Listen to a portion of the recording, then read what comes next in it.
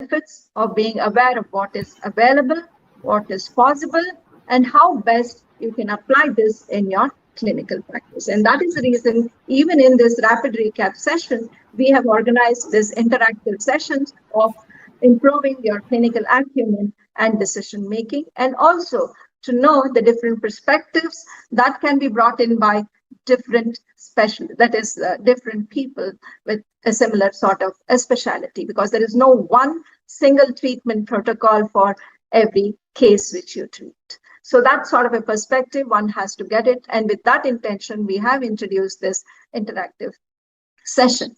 So finally, before I end, let me congratulate the entire organizing team and resource persons who have worked untiringly to make this event possible amidst so much of adversities and confusion. I hope you will all go back enriched and more confident to appear for your final examination and thereafter.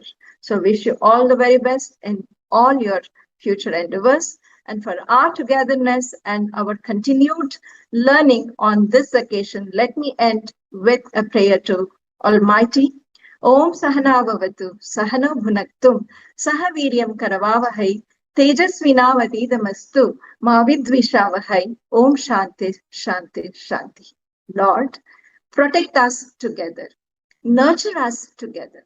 Let our togetherness be with full of radiance, and let our learning together be free of jealousy and hatred, not only through these 3 days of your workshop, but for many, many, many more years to come. So let there be peace that prevails all over. Thank you. Thanks, one and all. Thank you, ma'am, for your wonderful words of wisdom and encouragement. I also take this opportunity to thank Mitra ma'am for kindly chipping in. With this, we come towards the end of today's inaugural ceremony, and I'm glad to invite our beloved Professor and Head at Faculty of Dental Sciences, Ramaiah University of Applied Sciences, and Organizing Secretary of Rapid Recap 2021, Dr. Swaroop Hegde, sir, to kindly deliver the vote of thanks. Over to you, sir. Thank you, Dr. Purnima. Good morning, dignitaries on the dais and my dear students who are connected through online. On behalf of the organizing committee of Rapid Recap, I would like to begin this vote of thanks by thanking our Honorable Chancellor of RUAS, Dr. M.R. Jairam, and the Pro Vice Chancellors, Dr. Govindar Kadambi and Dr. Sundaresh, for this wonderful program. I would like to express my immense gratitude to the person without whom this event would not have been possible. That is our respected Dean, Dr. B. Vishnivasmurthy. Thank you, sir. We received a tremendous response from the ACE Karnataka. I mentioned the invaluable guidance, assistance, and help received to us from ACE Karnataka's President, Dr. Rupa Nadik, and also from its Secretary, Dr. Mitra Hegde, during every stage in conducting this event.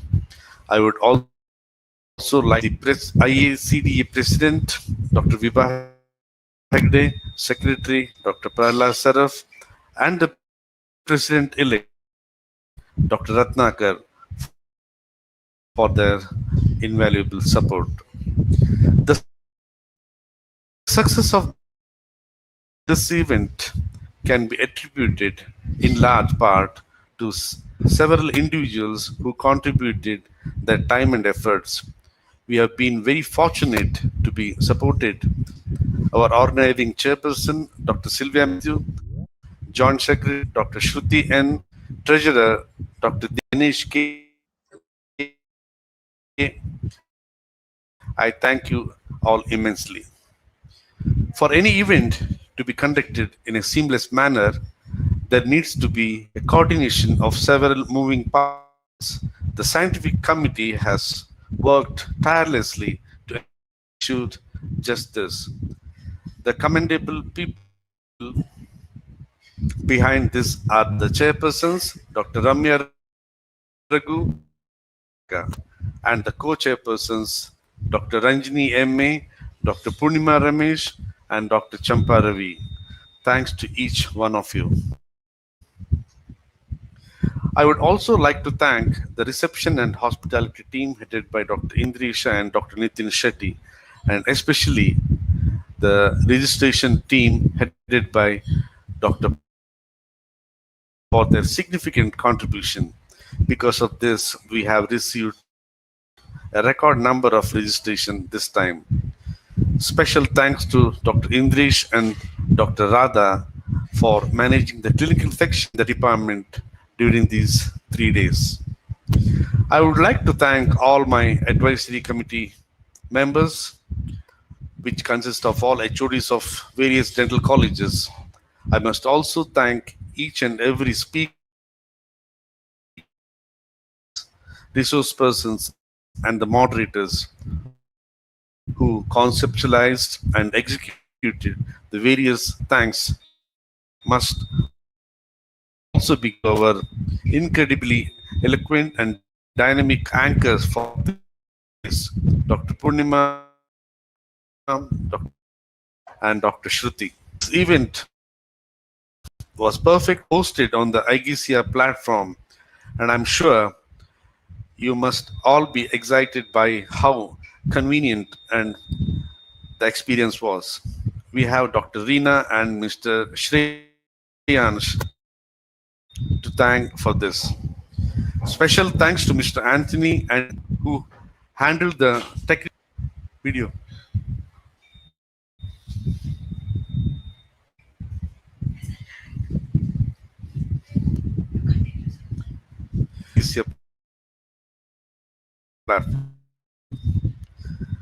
Special thanks to Mr. Anthony and his team who handled technical aspects of this big event.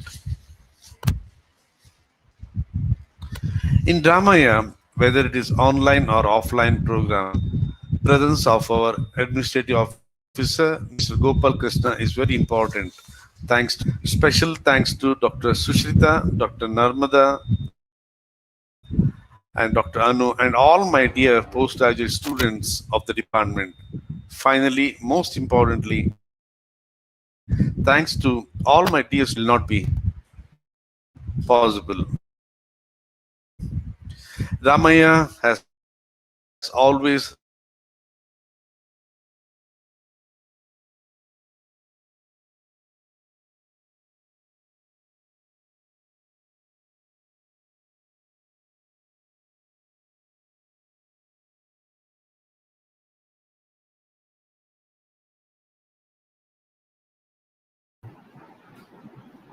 Swaroop sir, we can hear you. Please proceed.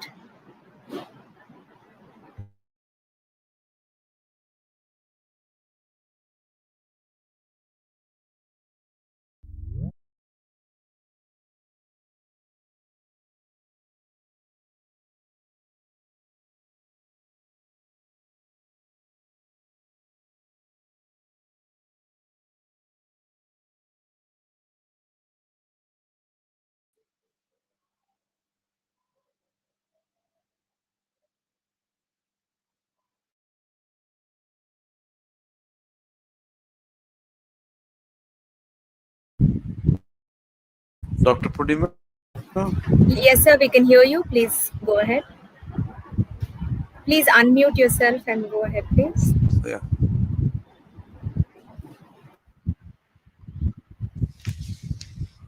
I mean, I just finished.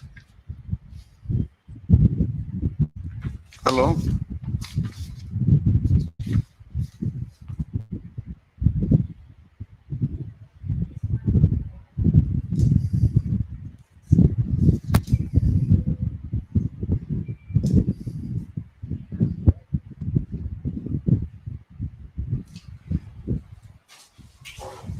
Just call Purnima and tell.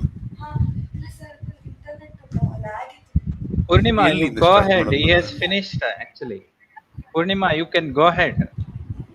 With this, we come towards the end of today's inaugural ceremony. I thank all the dignitaries for gracing this virtual platform, and despite having a lot of technical glitches, I thank you all for overcoming the same. As we move on to the scientific session, may I now request all the dignitaries on this platform to kindly log out and join us in the participants portal. Thank you. I take this opportunity to now invite Dr. Ramya Raghu ma'am, Professor and Head at Bangalore Institute of Dental Sciences and Scientific Chairperson of Rapid Recap 2021 to give us an overview of the scientific session. Over to you, ma'am. Hello, Purnima. Am I audible? Yes, ma'am. Loud and clear. Thank you. Okay. A very good morning to all of you. I wish you all a warm welcome for today's event. As chairperson of the Scientific Committee of Rapid Recap 2021, it gives me immense pleasure to have all of you delegates here for the online avatar of this program. I have been associated with ACE Karnataka, the Karnataka chapter of IACDE and Rapid Recap program right from its inception. I'm very happy to note that this annual masterclass for postgraduate students has grown in leaps and bounds. We have both senior, experienced faculty on the one hand and young, enthusiastic teachers on the other, playing a very active role in this event. It will be to your immense benefit to open your minds and be receptive enough to assimilate as much information as possible over the next 3 days. I'm sure this will not only help you to face your examinations with confidence, but also set a benchmark for your future clinical practice. The program has been carefully planned and is spread over 3 days. On day 1, which is today, you have didactic lectures covering topics of current interest in conservative dentistry and aesthetic dentistry in the morning session. This will be followed by a lively interactive session with faculties from various institutions across our state. The morning session on the second day covers an exhaustive detail, hot topics in endodontics, followed by an equally informative interactive session. The third day is exclusively devoted to tackle the clinical exam exercises with panache. Presentations with tips for facing the theory papers, Viva, Voce, and Pedagogy have also been included. Interactive sessions are basically the highlight of our program. I don't think any other rapid recap program conducted by other states have this kind of a session. These interactive sessions are primarily designed to enhance the diagnostic and decision-making skills of our students in order to facilitate a clear understanding of diverse views to arrive at the best treatment option for our patients. They actually demonstrate university unity and diversity primarily because we have faculty from across the state who are involved in this interactive session. Organizing this event for the benefit of postgraduates is no doubt a pleasure, but the journey has been full of challenges and trials. As you're well aware, we live in uncertain times, but thanks to technology, the way we teach and learn has been thoroughly revolutionized. Due to the worsening pandemic situation, we have been forced to flip the entire event to an online one, and we had very little time to do this. This involved the untiring efforts of the entire team, basically the organizing team headed by Dr. Sylvia Matthew, Dr. Swaroop Hegde, HOD of the Department of Conservative Dentistry and Endodontics, and Dr. Srinivas Murthy, Dean from the Faculty of Dental Sciences, Ramaya University. The scientific team has also taken an immense role in this event. I must take this opportunity to specially thank Dr. Sri Rekha, who's been my scientific co-chairperson, and Dr. Ranjani Ashwath, who's been a member of the scientific committee, for their active involvement, as well as all the speakers, moderators, and volunteers for this event. Our job has been made easy primarily due to the excellent technical support of Dr. Reena Ranjit and her team. I should also specially mention Dr. Rupa Nadig, President of ACE Karnataka, for her undying attention to detail in planning this program. I am sure the next 3 days will greatly benefit all of you, enriching your knowledge, competence, and confidence levels. Wishing you all the very best for your exams. Good luck and happy learning. Thank you. Thank you, ma'am, for this wonderful overview. Now the time has arrived for us to begin our lectures. It gives me immense pleasure in introducing our first speaker of the day, Dr. Arvind Shenoy sir, whose lectures have been most sought after and inspiring for all, myself included. Dr. Arvind Shenoy sir graduated from GDC Mumbai in 1991 with a master's in restorative dentistry and endodontics and has over 30 years of clinical and teaching experience with aesthetics, adhesive dentistry, and ceramics as his special areas of interest. He has over 60 publications to his credit and is a reviewer for several peer-reviewed journals. He is also the editor of South Asian edition of Phillips Science of Dental Materials and editor of the textbook of Endodontics, Principle and Practice. Sir has been a course faculty for several Indian and international certificate courses in endodontics and aesthetics and has conducted over 250 lectures and courses in the same. He is currently a professor at Bapuji Dental College and Hospital at Davangere and also a visiting adjunct professor at Sri Ramchandra Dental College, Chennai. He is a fellow of International College of Dentists. Today, Sir would be speaking on challenges in posterior composite restorations. Over to you, sir. Thank you. Am I audible? Yes, sir. Loud and clear. Okay, great. May I please request you to share your screen? Right, there you go. So, good morning, one and all.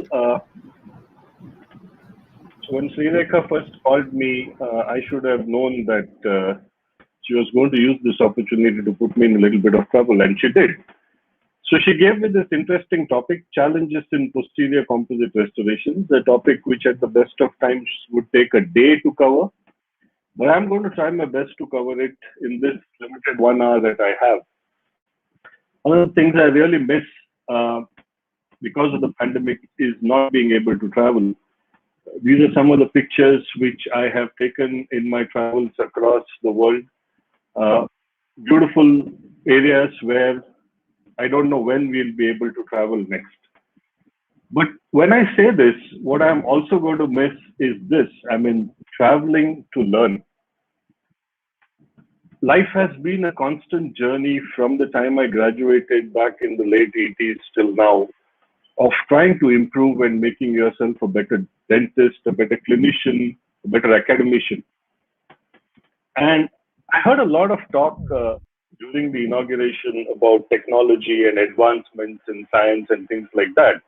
I just want to be sure, because I cannot see anybody on the screen. I just want to be sure that I'm audible and my screen is clearly visible. Yes, sir, you're audible and the slide is visible. You could switch on your video as well, sir. My video is actually on. Just give me a second. Okay, sorry.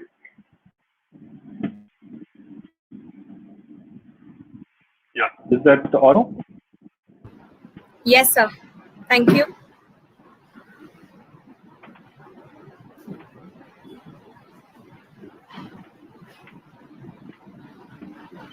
Okay, the slides also on now? Just a minute, sir. We're waiting for it to load. No, the slides are not on.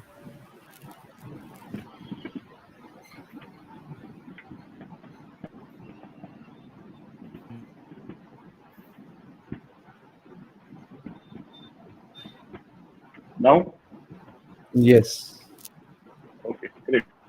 Okay, so now I am visible, the audio is on and slides are on, right? Yes, go ahead. Okay, thank you so much. Right, so this is the thing about technology. Let me just share a small insight with you. So the laptop which I'm using is an 8-year-old laptop because this is the only one with which this iGesia works. My regular laptop which I use doesn't work. And for some reason, that is a more advanced laptop, but it just doesn't work with this platform. So sometimes technology can be very, very challenging. And that's the point I was making before we were interrupted, is though there is technology, at the end of the day, some of the things which we do today are the same that we were doing 15 or even 20 years ago. Let's look at this case, for example, which was, I apologize for the quality of the picture because this was shot with a very, very rudimentary 3 megapixel Nikon camera way back in 2004. We didn't have digital SLRs back then. But what you can see is a case where there is a large carious lesion, there is deep caries, and there is also a fairly large lesion in the premolar, again, a very big cavity. Some of these design features we wouldn't incorporate today, and I would discuss that as we go forward. But this is the case in 2008. So because of the caries and the undermining of the distal marginal ridge, the molar actually went for a fairly large MOD cavity. And some people might tell you that this is too large for a composite restoration, but I just want to take you through some of the things which we often miss when we work with composites. So this was in 2008. Now we have a large MOD in the first molar. We have a large disto-occlusal restoration in the first premolar. We also have a composite in the second molar. And this is how it looked in 2008. This lady is a dentist, and she also has 2 Empress crowns. These were first generation Empress crowns in the anterior. She has some PFM crowns and composite restorations. And I have been seeing her over the years, and I have follow-up almost every 2 years. But when we saw her again in 2016, now remember it was done in 2004 and this is 2016, so that's about 12 years down the line, the restoration is still intact. Now this is the point I'm trying to make to all those people who have issues with composites and the fact that composites don't last or they devitalize the teeth and things like that. Well done composites. Now this was the older generation composite. I remember this was Z100, which is just a regular hybrid. It's not a nano composite. It was bonded with a 3-step 4th generation bonding system. And these have lasted extremely well. And this is 2016 on the other side. Again, there is a mesio-occlusal on the molar. And there's also a fairly large disto-occlusal on the second premolar. This is another case, which is very interesting. Another lady, she is from Bangalore, actually. And in 2004, we had placed these restorations. I mean, this was again Z100, if I'm not mistaken. And we had 5 restorations in place way back in 2004. And this is the picture in 2018. So 14 years down the line, multiple posterior class 2 restorations still intact.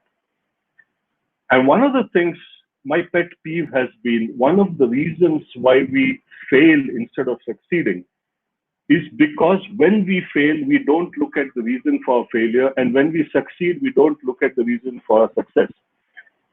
I'm going to say something which is going to sound a little weird, but if you want to succeed in life, you need to analyze your failures. Instead of trying to brush them under the carpet, analyze your failures. Why did things fail? If you get to that, then you will be able to rectify that, and then you will fail with much lesser frequency. And that's how you succeed. So if I look back at this case, and if I look at a radiograph of this case, this is where the real picture emerges.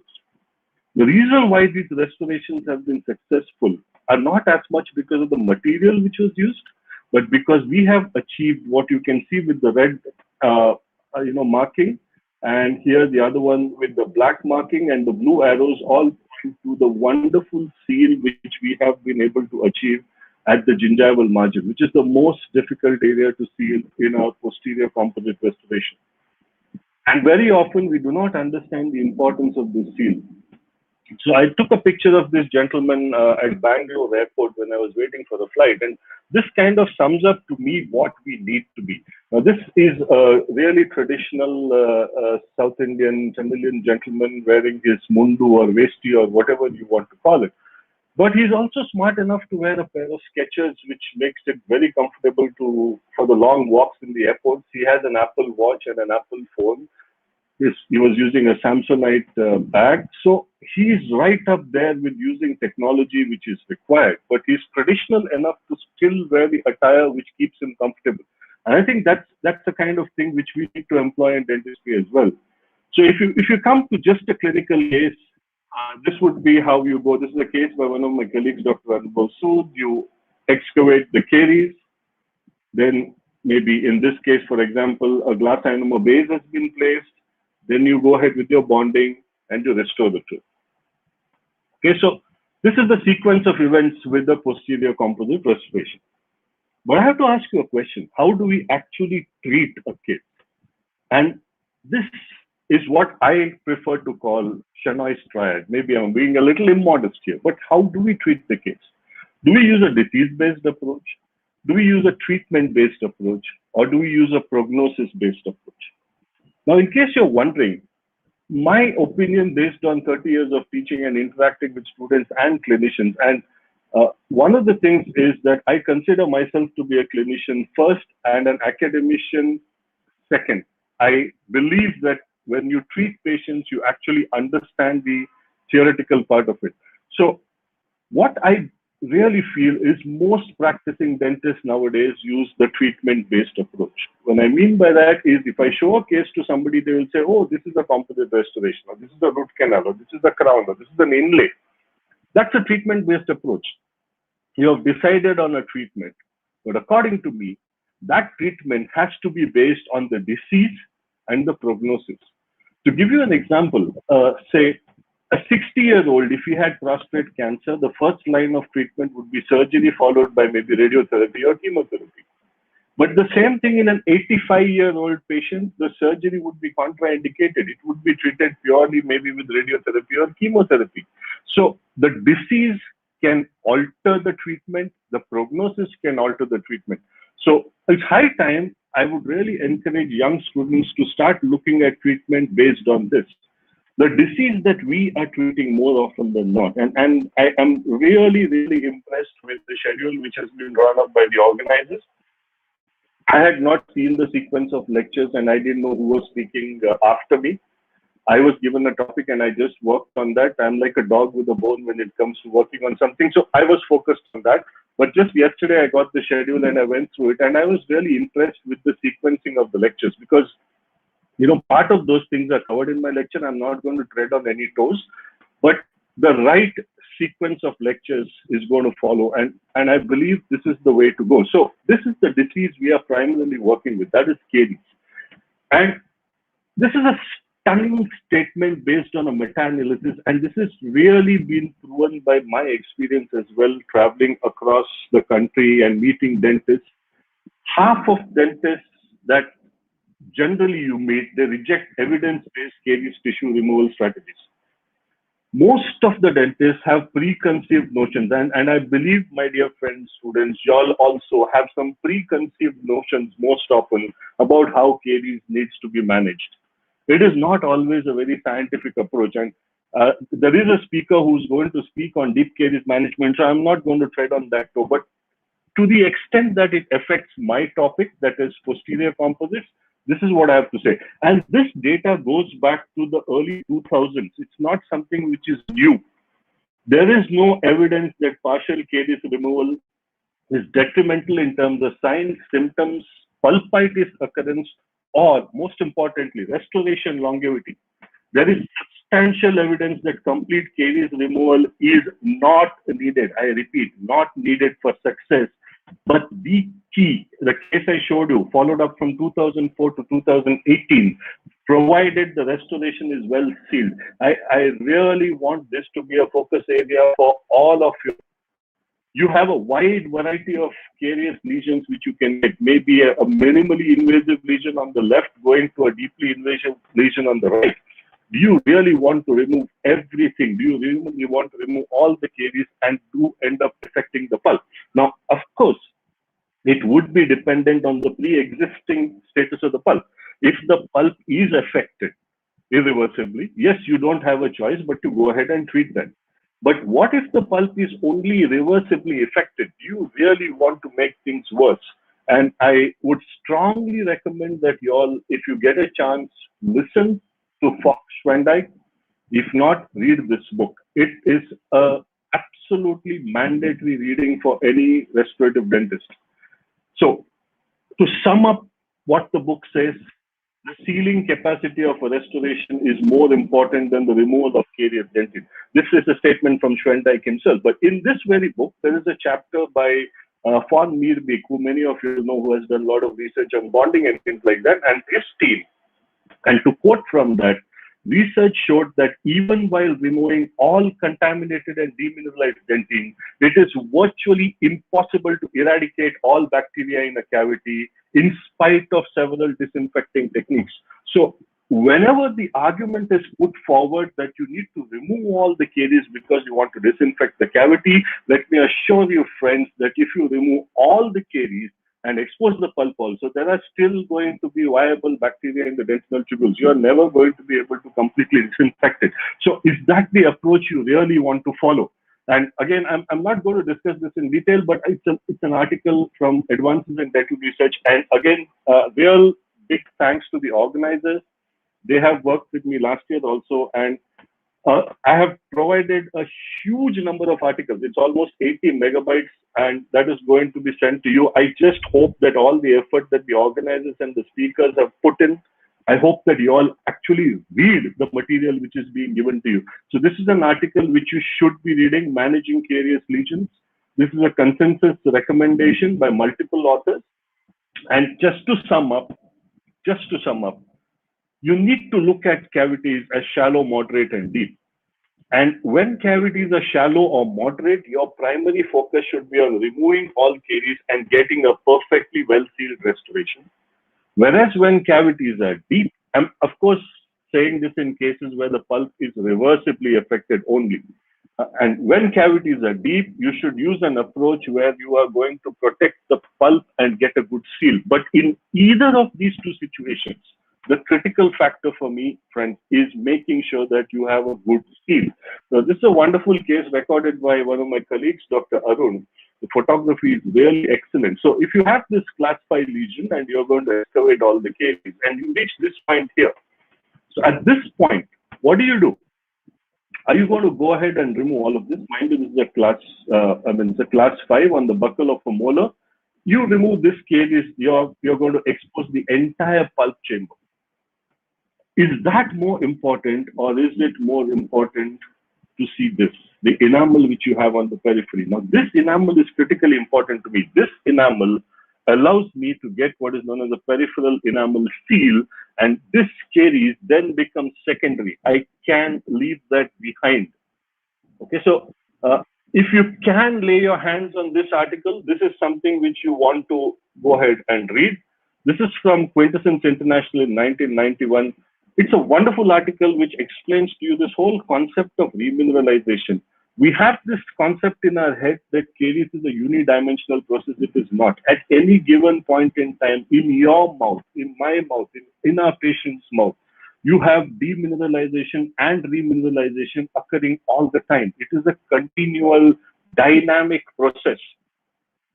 So if you understand, I don't have time to cover this. If you understand the concept of changing the environment and how that influences caries, then you will understand why it is very easy to manage these cases conservatively.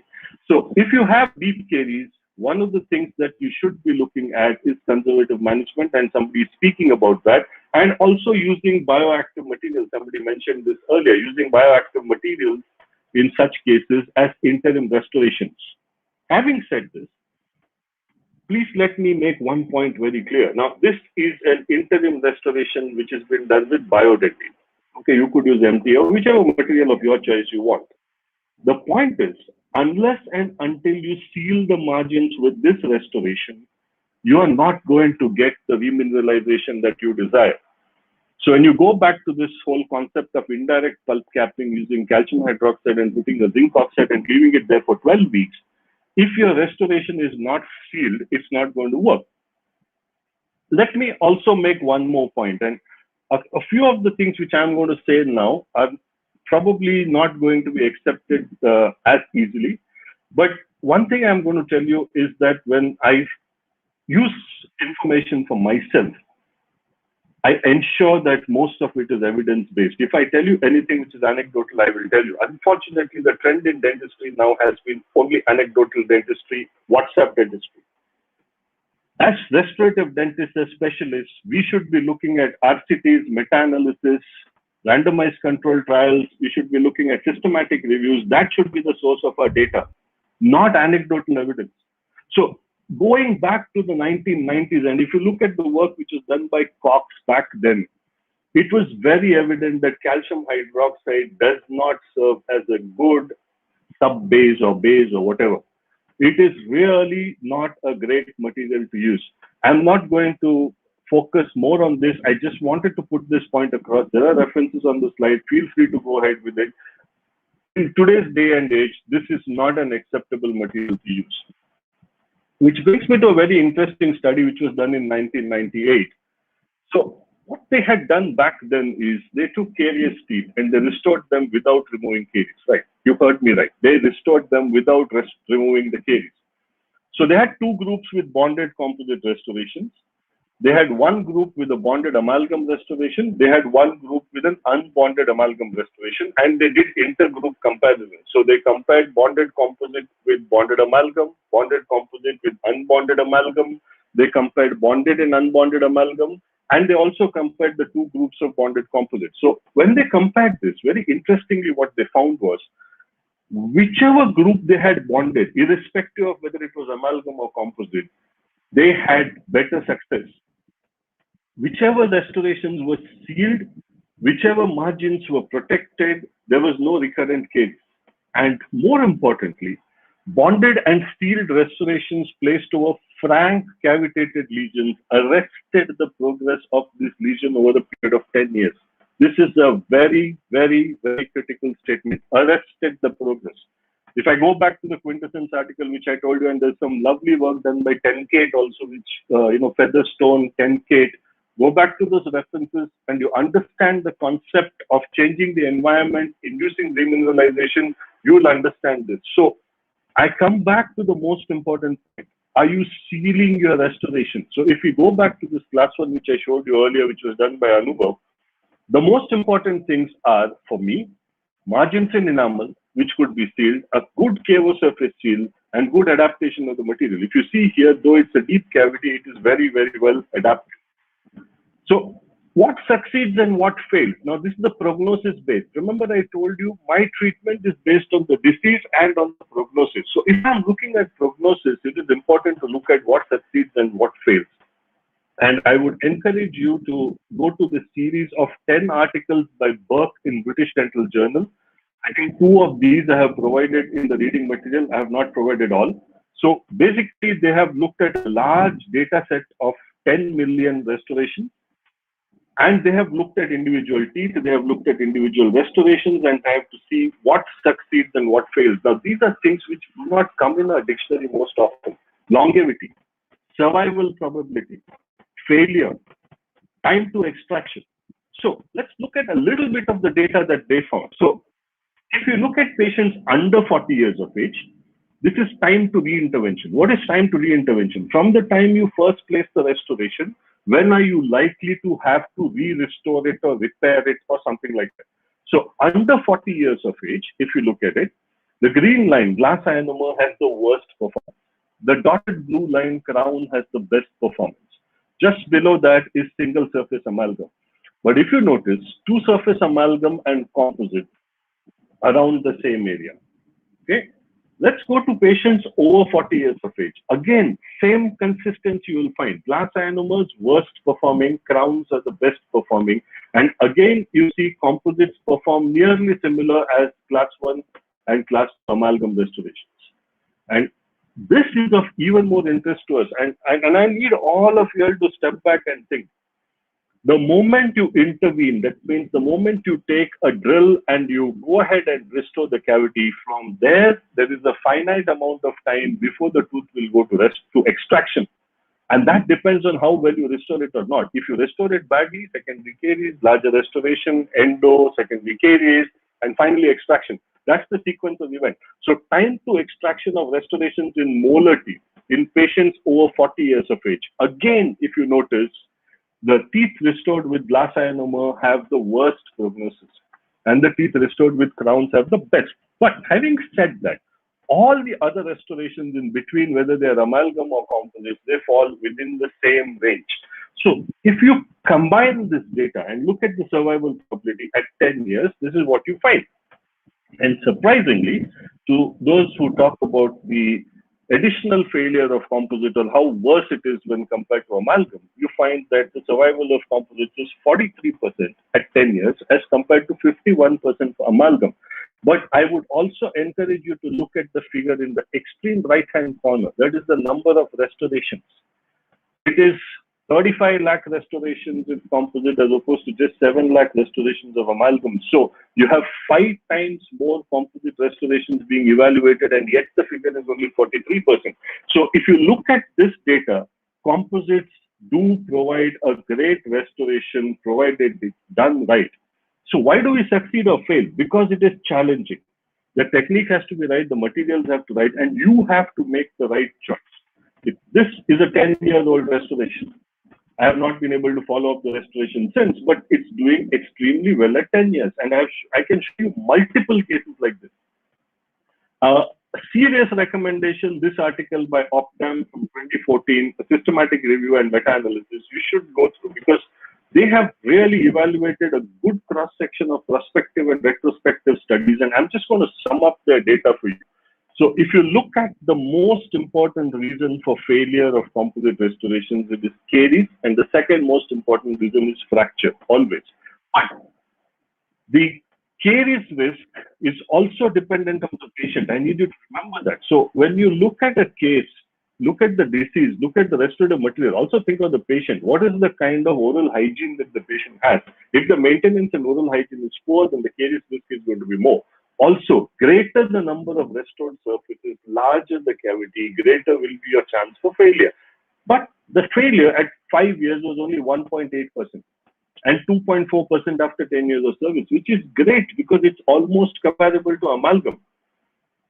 This was published in 2004. I do agree with you that it's a fairly older study by Manhart. It is the Bjorko Memorial Lecture from Operative Dentistry Journal. But again, I just want to focus on this. And the reason I'm doing this is because I see a large number of glass anomaly restorations being placed in posterior teeth. I would be okay with that in class 1 cavities if you're using high strength restorators and protecting them with a nice bonding agent or something like that. But I have serious issues with using glass anomalies for posterior teeth in class 2s. Look up the data yourself and you will see the failure rates are the highest. Whereas for amalgam and direct composites, it's 3% for amalgam, 2.2% for direct composites. Remember, these composites, I'm showing you data from 2004, these are the older generation composites. And as I said, I am a clinician and I can tell you, I have a good perspective on this because I have worked with composites from the time they were adaptic and concise, that is chemical cure two-phase systems. And the first generation of bonding that I used was the third generation Gluma. So I have used these materials from inception till now, and believe me when I tell you that those materials back then were fantastic. So the materials you have right now are going to be even better. So if you look at the causes for failure, the most important factors are caries and fracture. This is what you see most often when you remove old composite restoration. And also look at the cervical area of class 2s. That's where you get a large number of failures. And we'll look at that in a little bit of detail. So these are the composites. Now, having spoken about the disease, having spoken about the prognosis, let's look at the material, composite by itself. So without talking too much in detail about the chemistry, there's a wonderful article by Ferracane, which I have provided you in the material. You can go through that. So this article, this slide, courtesy Dr. Stephen Bain, shows you where we stand in terms of filler size. So we are into sub-micron nano size fillers. We right now have nano hybrid or nano composites. We also have mini hybrids and midi hybrid composites. These are the combination of sub-micron fillers along with nano fillers. Most companies now would give you something like this. It's a combination of nanoparticles with slightly larger sub-micron particles, which are called nano hybrids. What these do is they decrease the abrasion resistance and give you better polishability. They increase the abrasion resistance and they give you better polishability. The whole purpose of this exercise, of course, has been to reduce the so-called polymerization shrinkage. The moment I talk composite, everybody is going to jump and we are going to think about polymerization shrinkage, because polymerization shrinkage is according to most people, the biggest problem with composites. I beg to disagree slightly, but let's look at what is this. So if you look at monomer only, if you polymerize it, it shrinks by about 10%. If I increase the filler loading to 50% by volume, then I can decrease that shrinkage by 5%. I can bring it down by 5%. Sorry, if I increase the filler loading by 70%, and this article is there in your study matter, you can go through it, you can actually decrease the shrinkage by 3%. So from 10%, you come to 5%, you come to 3% just by increasing the filler loading. So the whole purpose of this exercise has been to increase the filler loading and decrease the polymerization shrinkage. But is it really that important to us clinically? So I strongly recommend reading this wonderful analysis by Farrakhan and Hilton, again provided to you. What is the conclusion? The relationship between polymerization, contraction, stress in dental composite restoratives and clinical outcomes, mind you, seems so obvious that many have taken it as a matter of fact, despite the reality that very little clinical proof for it exists. Okay? With this, he also adds in the same conclusion, considering the extent to which this phenomenon has influenced the manner in which these materials are manipulated, it seems logical to conclude that polymerization, contraction, of dental composite restoration is absolutely clinically meaningful. Now, these two statements seem contradictory at first glance.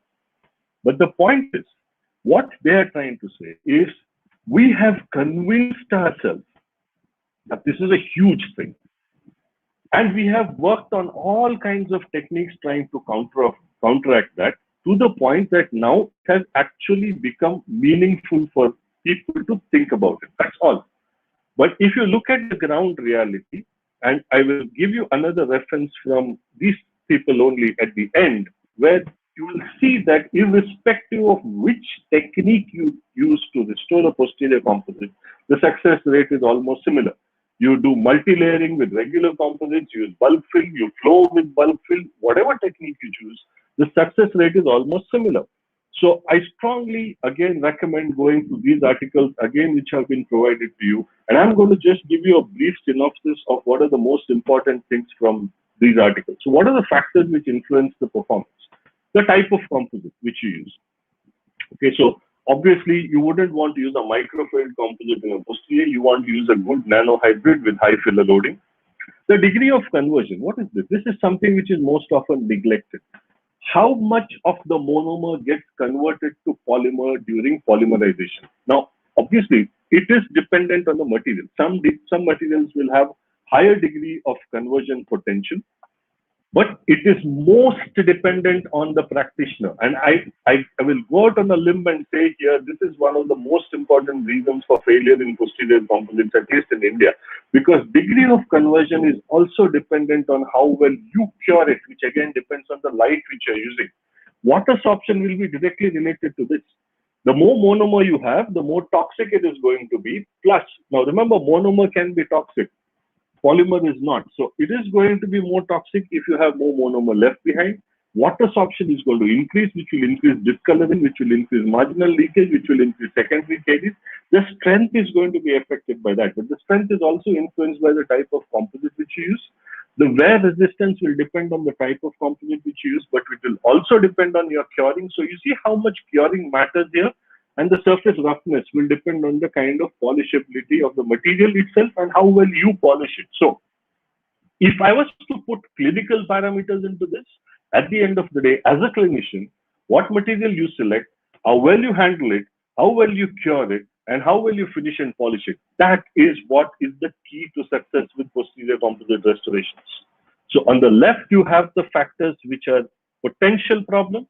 On the right, we have things which can influence the potential problems. And believe me when I tell you, handling and curing comes down to everything. Instead of blaming the material all the time, we should be looking at what goes wrong from our end. So what are the things that we need to do from our end? One, following access to and appropriate management of caries, there should be no need to enlarge the preparation. Let me repeat, no need to enlarge the preparation. Point number two, assuming the application of appropriate indications for operative intervention, the preparation should never be deepened in the belief that such action will enhance the mechanical properties of the completed restoration. Now, these are two things that happen all the time. You extend it onto the occlusal, you deepen the cavity because you believe a certain amount of bulk is required, otherwise it's going to fracture. These are fallacies. When designing cavities, it would be sensible to identify the occlusal contacts with articulating paper first. Remember, I said I was very happy there's going to be a discussion on caries management. I'm also very happy that Vinuta is going to be speaking later on occlusion in restorative dentistry. How often do you actually take a paper and check the occlusion before you start? And even when you do check it after you have finished, what exactly are you looking for, and is it the right thing to look for? So this is the kind of preparation we are looking at. Two approximal cavities, minimally invasive. All you're trying to do is remove the caries, remove unsupported enamel, and what gets left behind is the restoration. In olden days, we talked about outline form, resistance form, retention form. All that goes out the window. Now you go approach the caries, you excavate the caries as much as is appropriate. Now this is a moderately deep cavity, so you're going to remove all caries. Remove all the caries, clean the cavity, remove unsupported enamel. What you get left behind is the cavity that you have. What are the restorative burrs that you're using? And I'm sick of saying this. The moment you ask somebody which burr you're going to use, you get a shape. I use a straight, I use a tapered. But to me, what is the size of the burr are you using? Does any thinking go into that? When you are doing a crown preparation for a metal-free ceramic crown, is there a certain size of burr you use? It's very important. I want a margin of 1.2 or 1 mm. If I use a round-ended tapered burr, which is 1 or 1.2 millimeters, that's a 0.12 burr. If I prep with that, I'm going to get a margin which is 0.12. I mean, it takes the guesswork out of dentistry. Same way, fissurotomy burrs, minimally invasive, or these are the kind of burrs I like to use. Round, convex-ended, no sharp angles, just 2 millimeters long, 0.08, that means it is 0.8 millimeters in width. You end up with minimally invasive cavities. Think about those. These are from Jota. You could buy it from any company. I really don't care. Use straight if you prefer that. Use round wherever it is required. My limited point is use smallest possible burr that you can for a particular cavity. Of course, if the cavity is large to start with, you may want to use a larger burr. But the point is you need to have the smallest possible burrs for cases like these. Now, this case, I preferably wouldn't like to restore. However, there is cavitation in each of those grooves. So do I really want to extend it and make it into a huge cavity? This is my minimally invasive cavity preparation. With magnification and the right tools, this is what you can achieve. And this is how it gets restored with a nice flowable composite. You have decreased the footprint for loading of the restoration. You have enhanced your chances of success. So think about the size of the burr that you're using next time. What else do they say? Now, again, a controversial topic. The completion of preparation to accept the posterior resin composite should not include beveling of margins. Now, we are talking cavo surface margin here. We are not talking gingival margin. So, ideally, you do not want any bevels on the cavo surface. Now, there is one technique, and I will briefly talk about it, which is making waves online in social media, so-called snowplow technique with the BioClear matrix. There is no scientific evidence to support that. And believe me, I have been looking. If it works for you, I'm happy. Good, use it. But if I look for evidence to support that technique, I can't find it. And I will show you one of the articles which has done a 4-year follow-up on that. So ideally, you do not want to bevel these margins. You want them finished nicely without unsupported enamel, but you don't want them beveled. So we come after the tooth preparation is over to liners, and again, things which I say are probably not going to be very, palatable to some people, but I'm going to give you the highest level of evidence to support what I'm going to say. This is a Cochrane review 2019, one of the highest levels. It's a database of systematic review. There is inconsistent, low-quality evidence regarding the difference in post-operative hypersensitivity subsequent to placing a dental cavity liner under Class 1 and Class 2 posterior resin-based composites. No evidence was found to demonstrate a difference in longevity of restorations placed with or without dental cavity liners. Now, Let me be very specific here. If you are comfortable or more comfortable, or you think you are doing a better restoration by placing a GIC or a flowable composite liner, feel free to do so. That is a choice which you are free to continue to make. My job here is to provide the evidence. I have been doing this for years. There is plenty of evidence going back to 2007 from Opdam that placing a liner does not necessarily improve the longevity or the performance of the restoration. Now, Opdam in 2007 did a clinical study on sandwich restorations, and he found that sandwiches don't always perform better than regular restorations. There is the guidance on posterior composite from the European section of operative dentistry. There is Burroughs' article in 2009 from operative dentistry. Clear statement from them would appear logical to avoid the use of a liner or base. Okay. One caveat I would like to have here is if you are planning to practice this, you have to be extremely sure of the bonding. In fact, if there are two things which I can tell you are the major causes of failure of posterior restorations, it is curing and bonding. These are two things which we get consistently wrong. And if you get this consistently right, you will not have failures with no liner, irrespective of which composite you use, irrespective of which technique you use. You need to cure the material properly to get the best properties. You need to bond it efficiently to get the best seal of the dental residues. After all, what does the liner do? It is supposed to provide a seal of the dentine. It is also supposed to kind of ensure that whatever toxins are there in the resin don't go into the dentine. Now, don't go into the pulp. Now, my point is, if you are capable of sealing the dentine with your dentine bonding agent, then nothing is going to leach anyways. So, do you really want to use a liner? There is no evidence, no difference in outcome in terms of post-operative sensitivity in the resin composite is bonded or based. This is not what I am saying. This is what research is saying. Which brings me to an interesting article in British Dental Journal by Nathan Wilson, a very respected restorative dentist who has written a wonderful book on aesthetic restorative dentistry. And he speaks about this in the context of clinical teaching in dental schools. And this is what he has to say. This is about schools in United Kingdom. Many dental schools have recently been found to recommend the use of a glass ionomer material to line deep cavities. In addition, it remains a widely held view that the antibacterial effects of fluoride release from GI bases are clinically significant throughout the clinical service of the restoration. Please read the statement in red. Such thinking is considered misguided. Adoption of no more linings and the composites will make a major contribution to the harmonization of teaching on composites. This is a view I agree with, and I'm going out on a limb and saying this.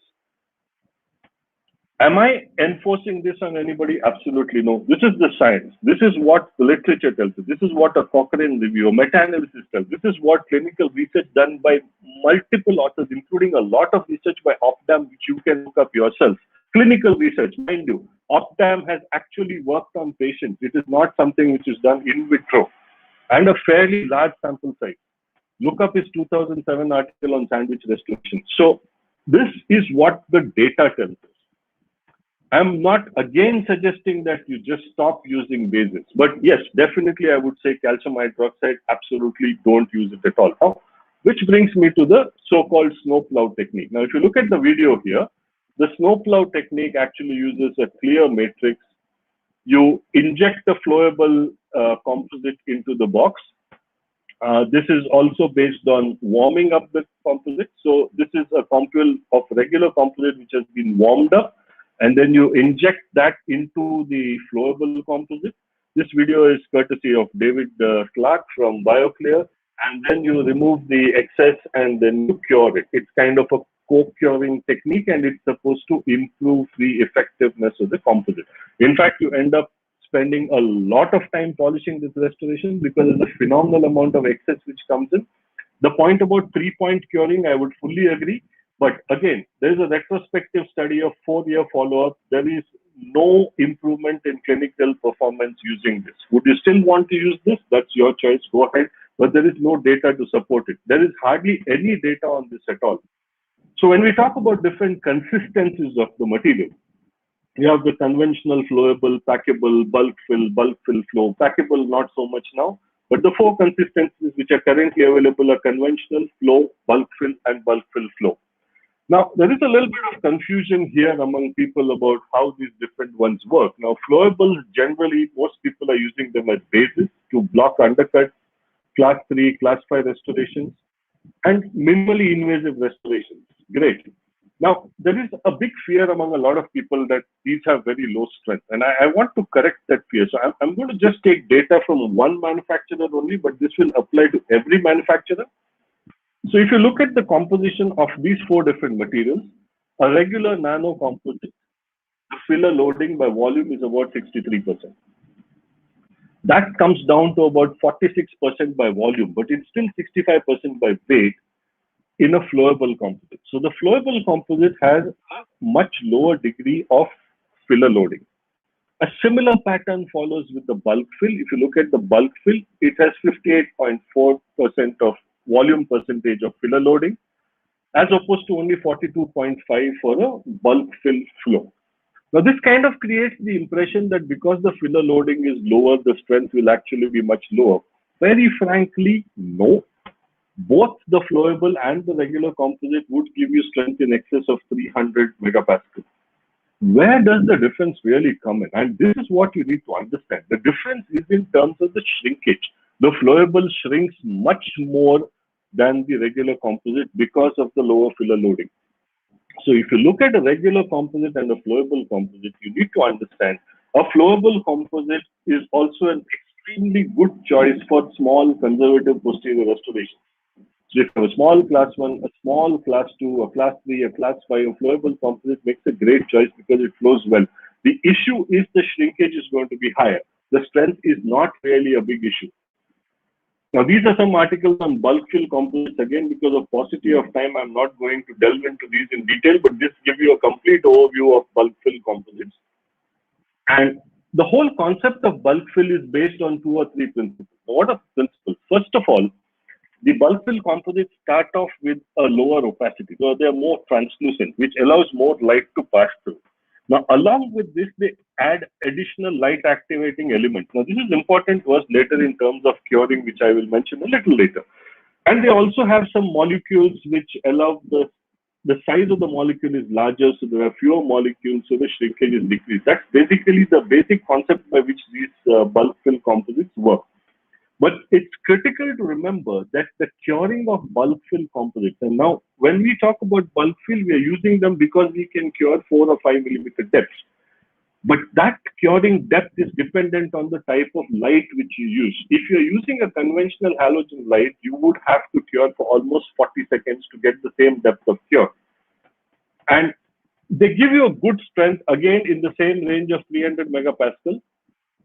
But it is very, very important that the polymerization is dependent on the curing light that you use. So polymerization depth increased by use of potent photoinitiators.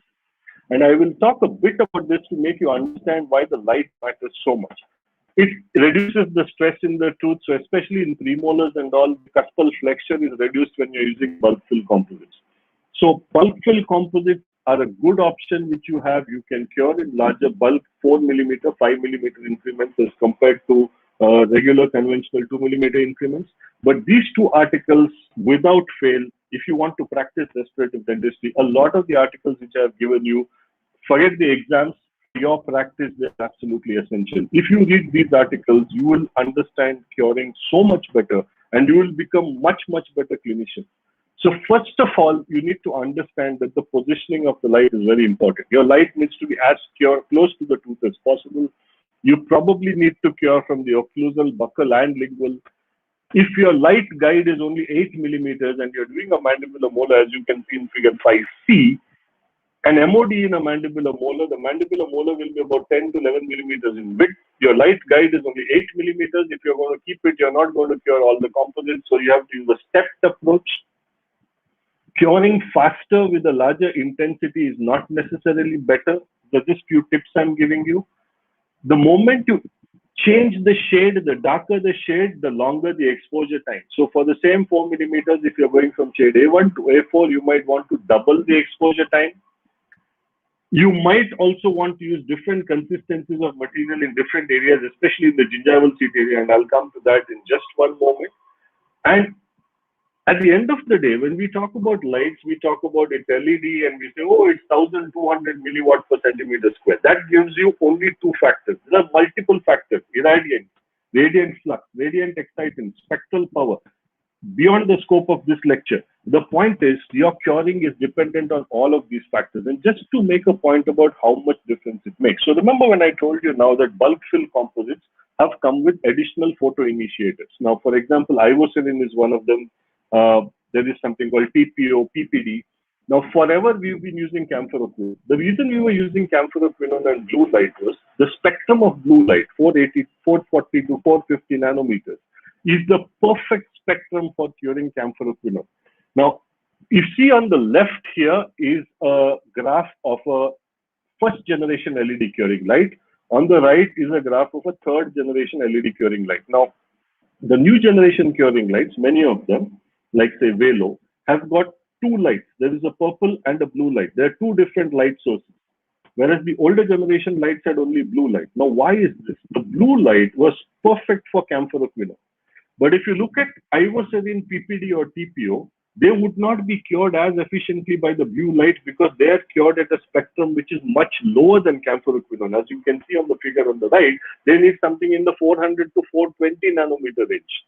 Now, the purple light and the newer lights which have come are trying to give you a light source which will cure both camphoroquinone as well as these. Now, which light are you using with which material?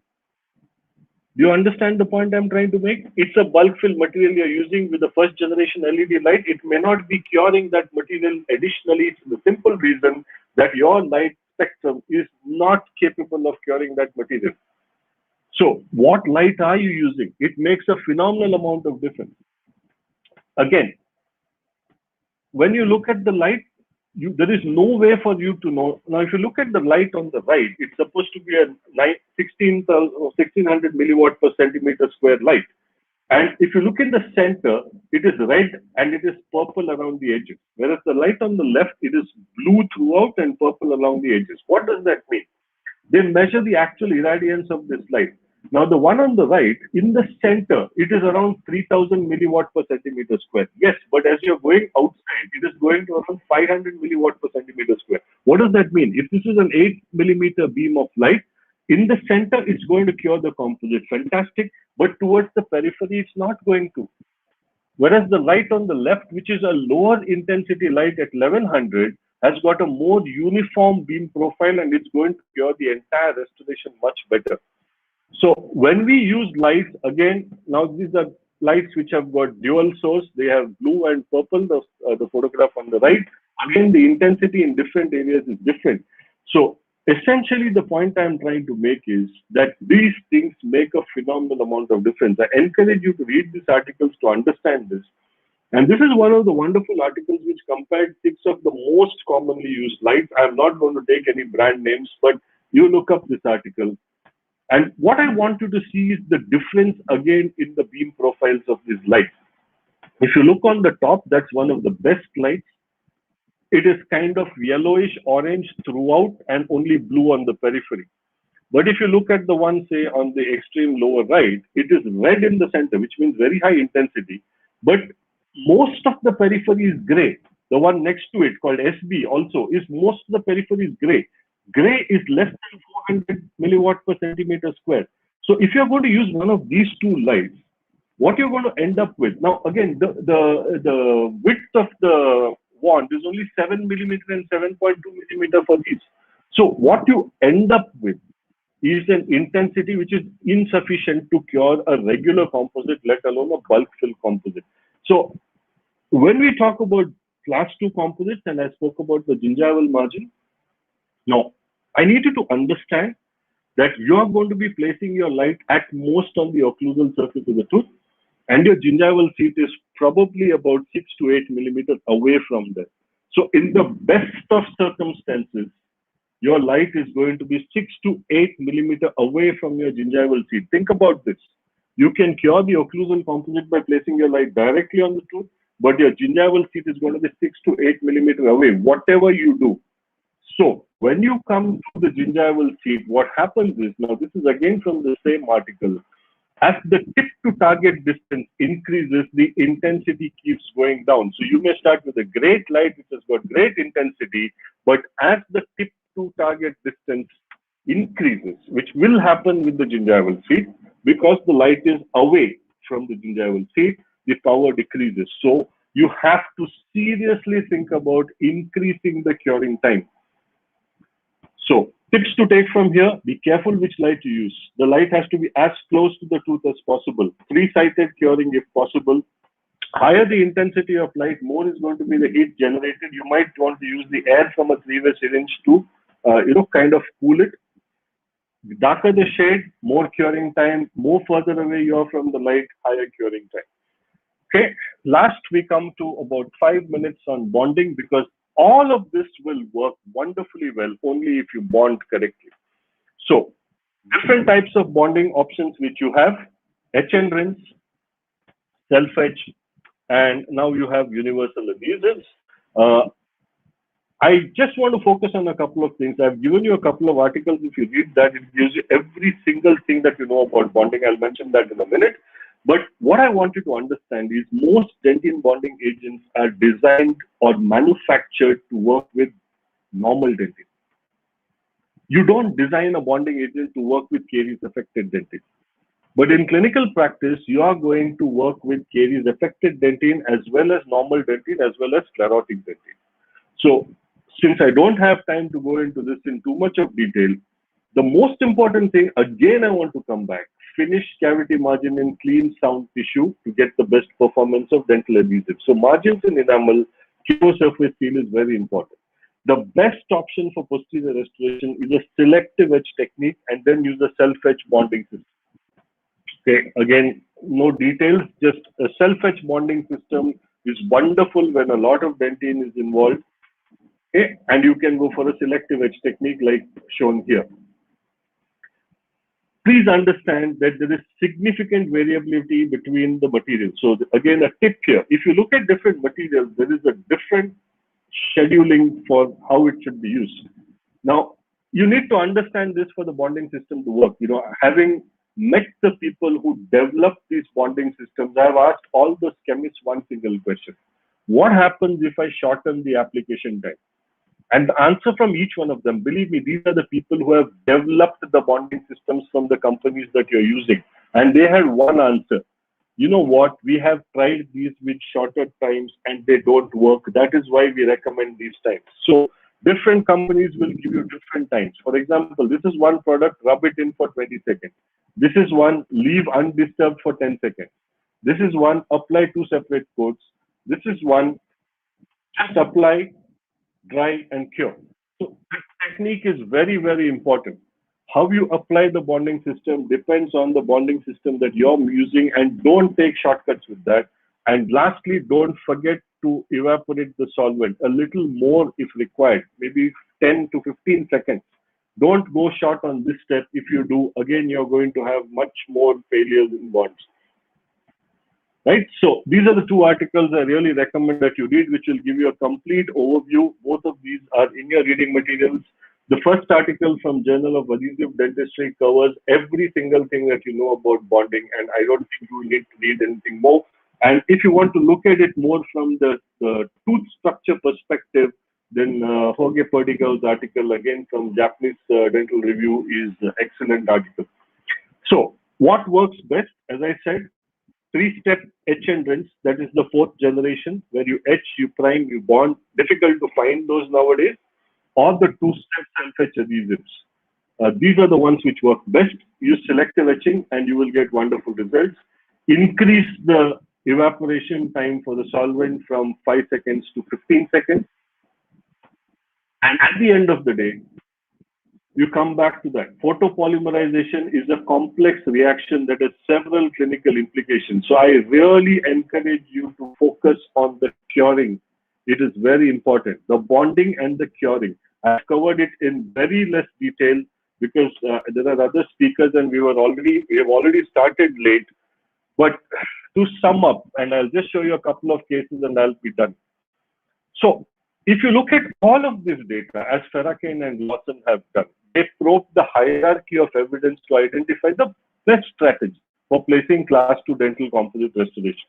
So they've looked at all the techniques, A, B, C, D, and E. You use bulk fill flow with bulk fill as a D, you use only bulk fill in 2 increments, or you use A where you use stratification technique with multiple 2 millimeter increments.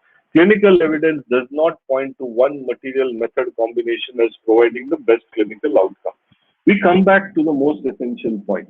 Select the right material, manipulate it correctly, cure it correctly, and most important, before that, bond it correctly. And if you want to take my word for it, as far as possible, avoid using a base completely. The bonding and the curing are 2 points which, again, I emphasize you should be focused on. Small cavity, either selective etch or self-etch, restore, and you're done. More caries affected dentin. If you feel it is very deep, okay, go ahead, isolate it. Now, this is a contact which I am trying to build because there is a slight misshape there. Ensure that the gingival seat is completely sealed. We have placed a base here. Build up your proximal wall, build up the restoration, and you're done. Again, finishing and polishing I have not spoken about because I don't have time, but this is the kind of result which you can get. But this is what you don't see, and this is what I want you to focus on. This seal of cavo surface as well as adaptation of the material is what makes these restorations succeed. Okay, also the nice contour which you have got because of nice adaptation of the band. So these are the things you need to focus on. 2 proximal lesions, minimally invasive. Go ahead with minimally invasive preparations. This is a case by my colleague again, Dr. Anubhav Sood. Place a base wherever you feel, if you feel comfortable. Again, I have given you data on either side of the spectrum. Okay, and then you can go ahead and restore. Isolation is a very, very, very important part of composite restorations. Without isolation, you are doomed to failure. Go ahead, build it up. 1 restoration done, put in the band, 2nd restoration done, and you're good. Okay, so again, the bonding technique may change from between the 2 cases. I may use selective etch for one and I may use self-etch for the other. I may use base for one, I may not use base for the other.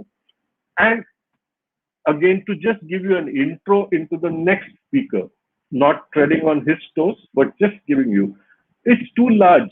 You don't have the option of going for direct restoration. Well, you could go for the indirect. Now, this is using a flexible die. Just inject the flexible dye material into an alginate impression.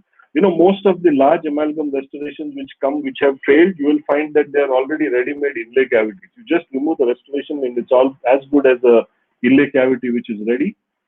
Build up with the regular composite, cure it outside. If you have a light furnace, you can cure it additionally. It really improves the properties. Go ahead, isolate and cement it, and you're done. So this is an indirect restoration done in 1 sitting. It can be done chairside. Your assistant can build the inlay for you. And last but not the least, don't close your mind to the possibility that nowadays you have materials which allow you to create new possibilities. Now, this is a case very often we see this. There is a crack in this too, endodontically treated, very short clinical crown height. I really don't want to go ahead and put in a crown here. So what do? I just go ahead and make a onlay prep, get an onlay, and that's it. I'm done. And this is the kind of margin which you can get with an Emax onlay. I'm sure the next speakers are going to elaborate on that. Don't hesitate to be brave. This is a young dentist. I was restoring a premolar. This is endodontically treated. This is the preparation. It's a modified preparation where I have only reduced the incisal third of the buccal. And this is just after placement. I have yet to finish and polish it. But I just wanted to show you, this is how it looks. So remember the 2nd premolar, only the occlusal third, the rest is tooth structure. This is what you can do with the newer materials like Emax. You have an onlay now, which is really aesthetic, but you have conserved a significant amount of tooth structure. So thank you very much for being with me. I think I am perfectly on time. 1 hour was what I was allotted, and I covered, I think, a huge range of topics within the limited time that I had. As I said again, I've given a lot of material. I've shared a lot of material, and I'm hoping that it is useful for you, and I think you have a great lineup of speakers.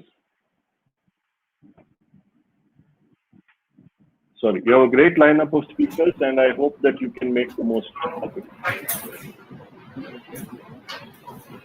Thank you, sir, for your wonderful talk. Your talk was extremely informative, filled with numerous evidence-based pointers and clinical tips on overcoming challenges in posterior composites.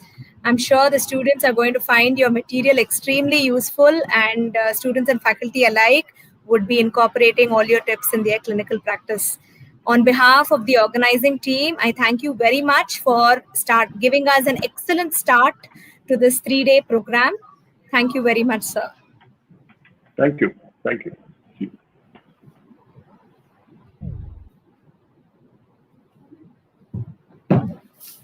Our next lecture for today is on tooth-colored inlays and onlays in current practice, which would be delivered by Drs. Ashish Shetty and Dr. Ashwini. This would be a recorded lecture. In the meantime, I would like to introduce the speakers for today.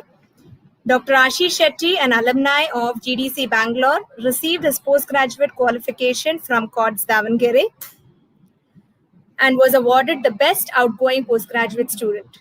His special interest in smile designing led him to pursue his super specialization in the field of cosmetic dentistry at the prestigious Rosenthal Institute of Cosmetic Dentistry, New York University College, where he completed an advanced full-term program in the field of cosmetic dentistry under the guidance of some of the best smile design dentists in the world. He worked till the capacity of Associate Professor at VS Dental College and is currently a professor at Bangalore Institute of Dental Sciences, where he is involved in training postgraduate students and conducting various research activities. He is certified in Invisalign, laser dentistry, and minimally invasive dentistry, and serves in the capacity of Vice President for Deutsche Kinderhealth, German Cleft Aid Society, India. He would be joined in his presentation by Dr. Ashwini Santosh, who completed her post-graduation from VS Dental College and Hospital in 2008. She was mentored by Douglas Terry and has her photographic contributions in Dentistry Today journal and books such as Restoring with Flowables, Expressions of the Soul Exposed, and What's in Your Mouth by Quintessence. She is also influenced and trained under Dr. Jordan Manuta and Anna Salat from Style Italiano, Singapore, and Nasser Shadaman in the nuances of microaesthetics. Presently, she is working as Associate Professor at VS Dental College and Hospital, Bangalore. I now request our IGSHA team to kindly relay their recording. They would be speaking today on tooth-colored inlays and onlays in current practice. We'll start the recording is on. Can I start? Yes, Dr. Ashish, you may start. Very good morning. Today my presentation is entitled Tooth-Colored Bonded Restorations, Current Concepts and Practice. Our modern clinical practice is very much placed in bonded era of restorative dentistry. Innovations are constantly taking place almost on an everyday basis, and this has greatly influenced our approach in restoring posterior teeth. All these technical advancements in the field of adhesive dentistry has led to an important cultural and methodological revolution. Now, what is the rationale behind these restorations? It is basically the emphasis on preservation of tooth tissue and respect of tooth biomechanics. Basically, what it implies is avoidance of unnecessary tooth tissue removal, pulp damage, and strengthening of decayed, fragilized teeth, providing a long-term clinical service. Now, what is the big deal with these tooth-colored restorations? What makes them tick? It is because of their potential advantages, such as improved physical properties, wear resistance, more precise control of contacts and contours, and most importantly, reinforces the remaining tooth structure. Now, currently, the spectrum of restorations include inlay, onlay, and the overlay. The overlay is nothing but an extended form of the onlay, where it has complete coverage of all the crowns, and it is recommended when there is loss of margin ridges. Now, traditional approach to these bonded restorations have been 3 steps: cavity preparation, impression, and cementation. The focus has always been on the internal anatomy, that is the internal geometry, that is the taper, 10 to 12 degrees, the rounded line angles, point angles, a butt joint, no bevels. Undercut was always blocked using GIC and composites, and sometimes they recommended wide shoulder margins. Now, there's a problem with this traditional approach. That is, tooth preservation is not possible because whenever you want an appropriate design, it may lead to significant loss of sound tooth tissue. Impression taking and advanced adhesive cementation is a challenge in deep proximal lesions. Now, the reason for this is basically because of G.V. Black's treatise, which has been ingrained in our brain, especially when it comes to tooth preparation. There's always an unnecessary tooth tissue removal because we always strive for that extra retention form. So what we need to practice is not G.V. Black's philosophy, but the philosophy of minimal invasive dentistry, where the mantra being preserve to restore. Now, the question to ask, before that, there's a silent, very often we come across these terms, biomimetics and bioemulation linked to these restorations. Basically, these two philosophies are silent revolution, which are taking place all over the world, even as we speak. And it's definitely going to define the way we practice all aspects of dentistry in the years to come. What do these mean? Basically, it's an attempt to replicate Mother Nature to the T in terms of natural tooth tissue arrangement, structure, and function with or without minimal tissue preparation. Currently, what we're doing is biosubstitution. That means using materials tooth-like, like dentine, like enamel. Now, how sure are we of practicing this MID? We know these restorations are placed in posterior teeth. They're subjected to high function stress. And to compensate for this, they require adequate thickness. And to get that adequate thickness, we need to prepare teeth, thereby defeating the very purpose of MID. So the answer to the question lies that we must practice not MID, but MHD. The full form of MHD is minimal hazardous dentistry, and especially with regard to large, deep cavities. Basically, it's a good compromise between tissue preservation and suitable thickness. The current recommendations for all modern white restorative materials is to have a thickness of 1 to 1.5 millimeters and should be limited to monolithic and not layered restorations. Now, there are two important philosophies which help us achieve this or practice this. These are the MDPT, also called as a morphological driven preparation technique, and the new adhesive protocol. Of this, the new adhesive protocol is the most relevant approach to be used when we use indirect restorations. It basically consists of 4 concepts: the immediate dental sealing, cavity design optimization, cervical margin relocation, also called as a DME, popularly called as a DME, and the controlled adhesive cementation. Now, each of these concepts address the most difficult situations when you do indirect adhesive restorations, especially in deep proximal lesions, and give us a more predictable and successful outcome. Let us try to understand what these concepts are all about. Now, the first concept, the immediate dental sealing, actually it was given by not Pascal Manet, but Dider Dici way back, and it was called as dual bonding. Now, Pascal Manet subsequently renamed it as immediate dental sealing. He used a 3-step etch and rinse technique or a 2-step self-etch adhesive. Now, traditionally, we would do bonding at the time of cementation. The difference here, what he recommends is to do dentine bonding at the time of tooth preparation. Always remember, good bond strength is achieved when bonding agent is applied on freshly cut dentine. And freshly cut dentine is only available at the time of tooth preparation. Immediate dental sealing seals off the dental tubules, and thereby post-operative sensitivity is greatly reduced. And most importantly, it allows a stress-free dentine bond to develop. Now, what do you mean by this? Normally, after bonding, we place composite resin on top of it. The composite resin, while curing, undergoes polymerization shrinkage. This leads to stresses, and these stresses affect the bond. In this case, we're allowing the bond to mature without any stresses. The next concept is the cavity design optimization, or the CDO. It was developed in tandem with the immediate dental sealing. Basically, it consists of using a flowable liner on the surface of the cavity in order to achieve a good geometry. Now, why flowable composite? Because it's got this unique ability of self-leveling, which trumps all other features. The potential advantage of this technique is not only reinforces the walls, but also eliminates all the undercuts. Stabilize the hybrid layer and provides a smooth surface for favorable stress distribution. The cervical margin relocation is also called the deep marginal elevation by Pascal-Manier. Now, this is mainly considered for deep proximal preparations where impression taking and cavity isolation is a challenge.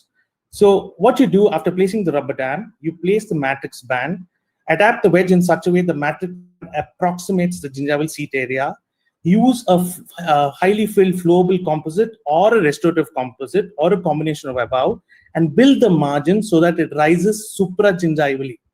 Care should be taken. This should not be more than 1 to 1.5 millimeters in thickness, because otherwise it will interfere with the emergence profile of the proximal surface. Now, once all these three techniques have been done, it is advised to cover the surface of the cavity with the glycerin gel and light cure through that in order to avoid the formation of oxygen-inhibited layer, which can interfere with the setting of certain impression materials. The fourth concept is called as a controlled adhesive cementation. Now, routinely or traditionally, we used to bond or cement these restorations with a dual cure setting cement.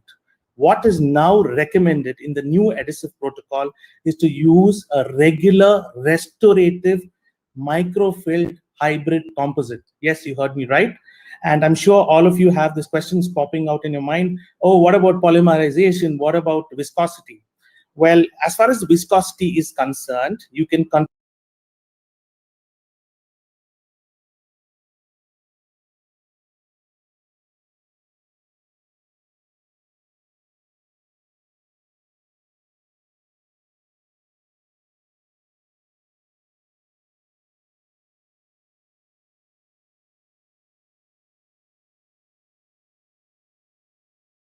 by placing these composites in composite warmers.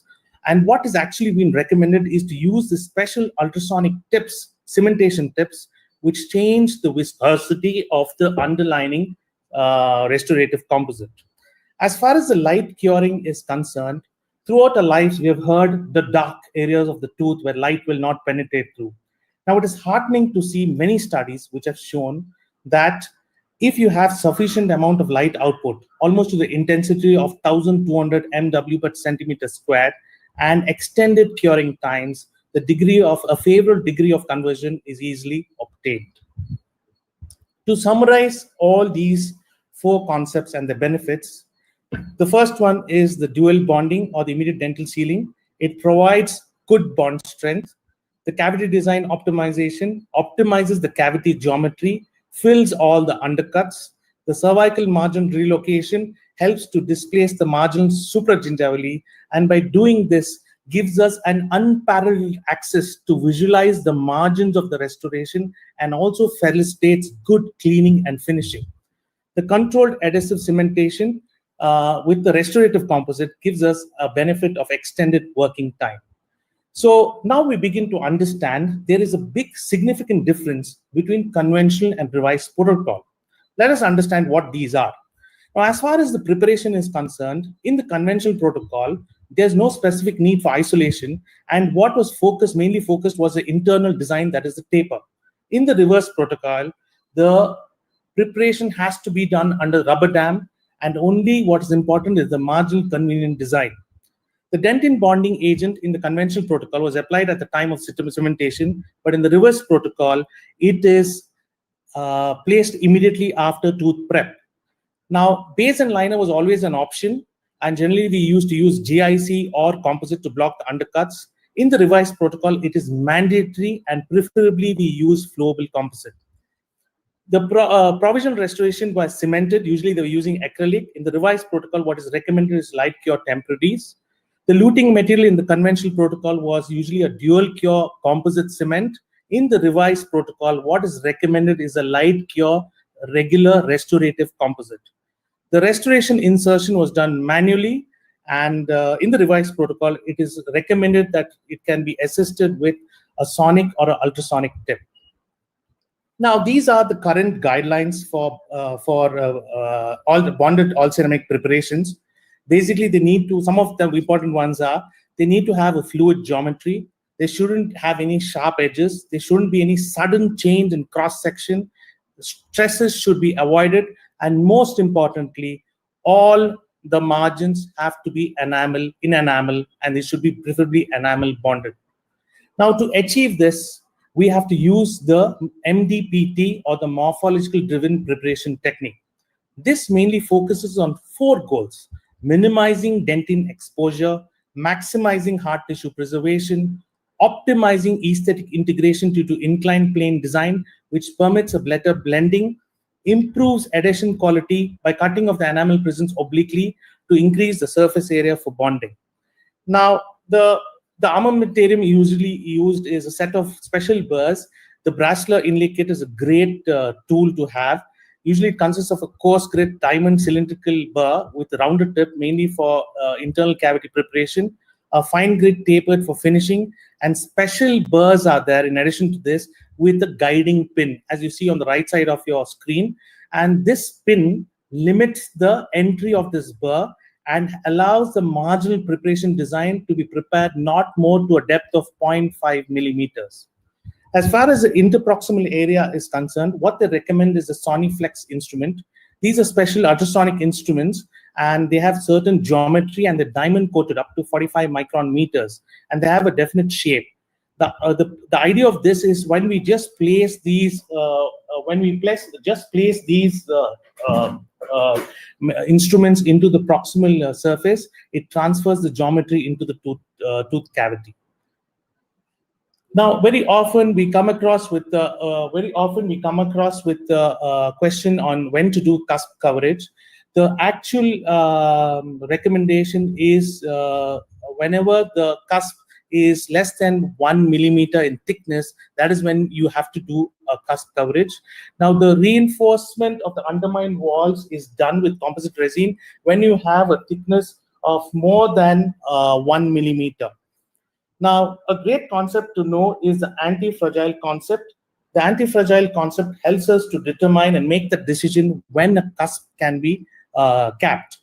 Now, basically, after the initial tooth preparation, a more detailed biomechanical analysis is performed.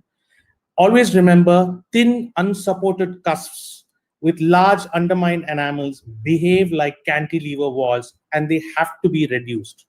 By reducing the cusps, the geometries of the forces is greatly changed, and the cantilever effect is greatly changed.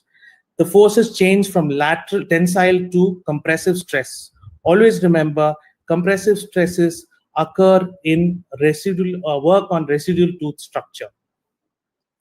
So the main difference, this is the earlier slide, but what I wanted to highlight here is the difference in conventional and revised protocol as far as preparation design is concerned. The conventional protocol focused on the internal geometry or the taper, whereas the revised protocol focuses on the marginal convenient design. Accordingly, we have various marginal preparation designs which have been recommended over the years. These include, for the occlusal surface preparation, the butt, the bevel, and the rounded shoulder preparations. The butt margin preparation is the most conservative of all the preparation designs. It's mainly indicated in cuspal fractures in the occlusal 1/3 and when there are abrasive and erosion lesions in the occlusal area. The bevel marginal design is nothing but a modification of the butt margin design, where you give an inclined plane by keeping the burr at 45 degrees. Now, this is recommended for better aesthetic integration, and most importantly, it cuts the enamel presence obliquely, giving a wider surface for bonding and better bond strength. The rounded shoulder is actually a traditional design. It's now relegated to only greater fractures which extend up to the cervical 1/3 to give more structural protection. As far as the interproximal design preparation is concerned, we have two: the slot, which is the most common design, especially when you have interproximal caries. What I want you to appreciate here is how the outline or the margin is smooth flowing into the proximal areas. An important trivia that all of you need to know: the area, the line which falls into the proximal surface is called as slip roads. The bevel interproximal preparation is also more conservative than the slot. It is recommended when there are no decay or interproximal decay. It is recommended only when there is a loss of contact without decay. We have next something called as a ridge up preparation. There are two variants in this, the ridge preservation variant and the ridge coverage variant. The ridge preservation variant allows maintenance of the integrity of the marginal ridge. It's a more conservative approach, and it maintains the structural integrity of the tooth. Now, as we respect tooth anatomy and tooth tissue, we understand that the marginal ridge is the most important aspect for structural integrity of any tooth. The ridge coverage variant, on the other hand, there is minimal preparation with ridge coverage, but the natural contact area is left untouched. Now, all these marginal preparation designs has led to an extended spectrum of new restorations. Some of them can be classified, the newer restorations, under the following headings. Additional overlay. Now, this is mainly recommended for those teeth which have tissue is lost because of severe abfraction, abrasion, or erosion. And basically, it's either minimal or no preparation at all. A classic example is in bulimic patients or patients with acid reflux. How often have we seen that in the palatal surface, the enamel is completely eroded, and what is left is a thin rim of enamel margin. Now, this is a perfect case for additional overlay, where you just roughen the surface, prepare it very minimally, and overlay it with a ceramic or composite.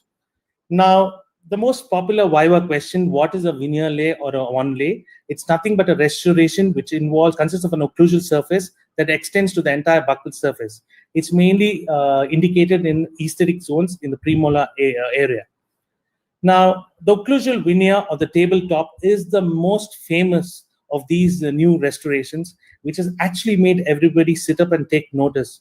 These are thin, ultra-thin restorations, totally non-retentive, completely bonded, and it's mainly recommended when there's severe erosions of the occlusal surface and for where vertical dimensions need to be increased. Now, other extensive restorations in this spectrum include the long wrap overlay, the adhesive crowns, and the endo crowns. Of particular interest to me, and I think as PG students you should know, is the tabletop or the occlusal veneer. Now, these are totally non-retentive bonded ceramic restorations and defies everything we have learned about restoration. Now, what are these tabletop preparations all about? Basically, it consists of a central dentine surrounded by a rim of enamel. Now, there's no retention form, no resistant form, and what you can see is a gradual transition after preparation between the convexities and concavities. After you do your adhesive protocol, what you get is a flat surface, what you see on your screen. Now, always remember, flat surface results in low C factor, as a result of which there's reduced polymerization stresses. There is no irregularities. That means it's better adaptation, better marginal fit. Better the marginal fit, less is the thickness of the cement layer. Lesser the thickness of the cement layer, more easily the restoration is placed, and thinner the cement, less is the occlusal interferences. Now, the preparation design for this, the marginal preparation design, what is recommended is bevel preparation. Why? Because it cuts the enamel rods obliquely, thereby increasing the bond strength and better aesthetic adaptation. Most importantly, while doing this preparation, it dissipates the stress in a centripetal way inside the tooth and not outside and on the restoration. Now, moving along from concept to clinic. Yes, we learned all this concept. How do we adapt it in practice? Now, there are a whole list of protocols that need to be followed. But the first thing is, whenever you indicate a tooth for indirect restorations, you need to do a thorough occlusal analysis, check the integrity of the tooth, understand what forces are acting on this teeth, and make sure the margins of the restoration are not on the contact points, but rather completely on ceramic or completely on tooth structure. Now, for better understanding, I've used the reference of this article, 2018, from Journal of Adhesive Dentistry, Papolitano, and I've used his image for you to understand all these concepts. Here you have a case which is undermined a treated tooth with an old amalgam restoration. The restoration was removed, all the decay was excavated, the preparation was, the enamel was prepared but not finished during this stage. The first thing what we perform after tooth preparation, as I said, you do the immediate dentin sealing, you etch, you rinse, bond, light cure. Once this is done, you follow it up with the two other protocols, that is the CDO, that is cavity design optimization, and the deep marginal elevation. In this case, you can see on the mesial aspect, there's a deep proximal box, and the gingival seat is almost equigingivally. So by adding the layer of flowable composite, you elevate the margin supragingivally. And as far as the remainder of the cavity is concerned, you apply a thin liner of flowable composite, and you do perform this cavity design optimization technique. While placing the flowable composite, you must start from the periphery and move to the center of the tooth. So this methodology of action is called as, application is called as centripetal technique. Once this is done, light cure, apply a layer of glycerine gel or deox gel and cure through, do the final curing through that in order to prevent the formation of oxygen inhibited layer. And once this adhesive protocol is done, what you get is a cavity or a surface which has fluid geometry. Notice how beautifully the transition is between the convexities and the concavities. And at this stage, this is when you have to come in and prepare the enamel surface once again. So if any flowable composite or composite is on the enamel margin, it is completely removed, and you have a freshly cut enamel ready for bonding. The next step in the protocol is to do the impression. Either you have two choices, polyvinyl siloxane or polyether. What is recommended is to use polyvinyl siloxane because polyether is sensitive to oxygen inhibited layer. A two-step technique is preferred, usually using a dual arch or a triple tray technique. Before you do the impression, there's certain checklists, such as you must check the 5 criteria. It should have detailed, sharp margins. There should be no undercuts. The subgingival margin should be accessible, absence of contact between the cavity and the adjacent teeth, and sufficient amount of intraocclusal space. Now, following impression, the next most important protocol that has changed over the years is temporization. Now, originally they were using bis-acrylic, and now it's no longer recommended because these acrylic temporaries tend to interfere with the bond strength. What is now recommended is to use light cure temporaries. Basically, you take them and shove it into the cavity, make the patient bite on it, and with both centric and eccentric movements, remove the excess and light cure it. It can be easily removed at a later state. Coming to luting or the cementation, which is the most important technique, we have two substrates. One is the tooth substrate and the ceramic substrate. Now, as far as the tooth substrate is concerned, the first thing what you need to do is, after you remove the temporary material, you need to clean the surface of the tooth 5 to 10 seconds with an air abrasive layer material, usually aluminum trioxide or aluminum oxide, 30 micron meters, 5 to 10 seconds. Subsequently, etch the enamel margin and then flood the etchant onto the surface of the tooth, which is already treated with IDS, mainly to clean the surface. Apply a thin layer of bonding resin, but do not cure it. Care should be taken to switch off the operatory light, or otherwise you can have premature curing. As far as the ceramic is concerned, you need to etch it with buffered hydrofluoric acid for 20 to 40 seconds, rinse it, apply the silane coupling agent for 1 minute, air dry it, and subsequently apply a thin layer of bonding resin, and then adapt the restorative composite with a flat bladed instrument on the inner surface, the fitting surface, which is also called as the intaglio surface of the restoration.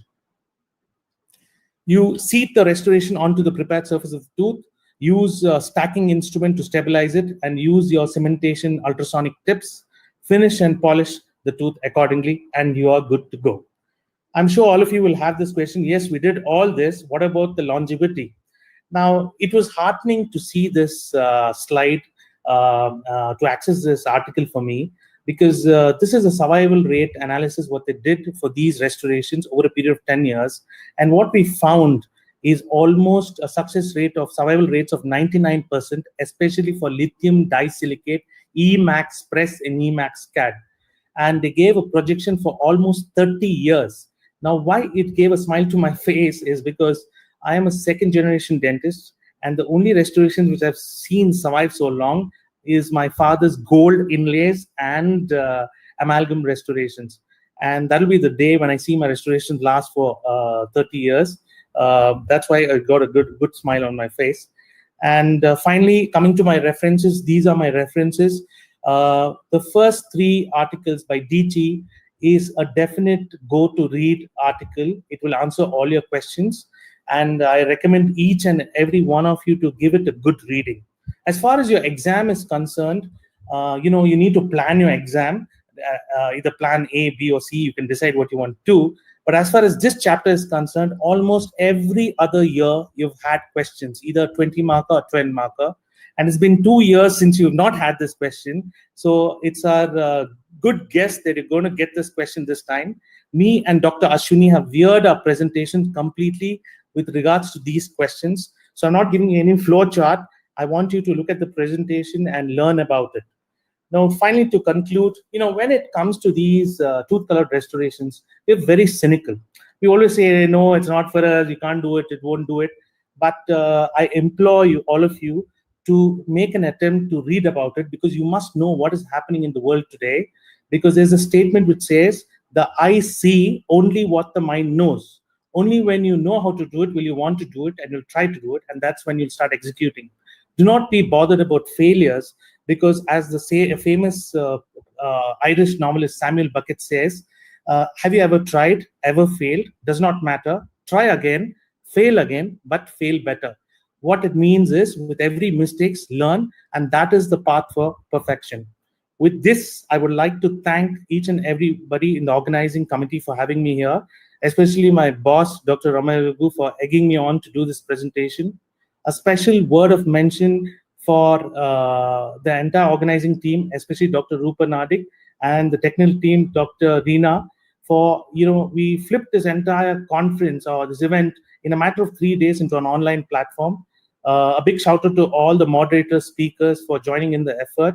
And for my dear PG students, all the very best for your exams.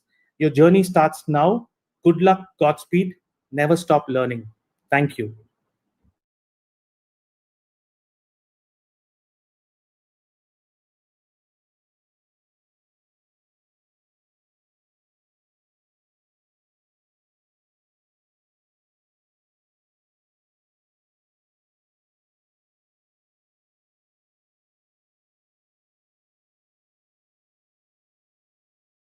Just tell me. Recording is on.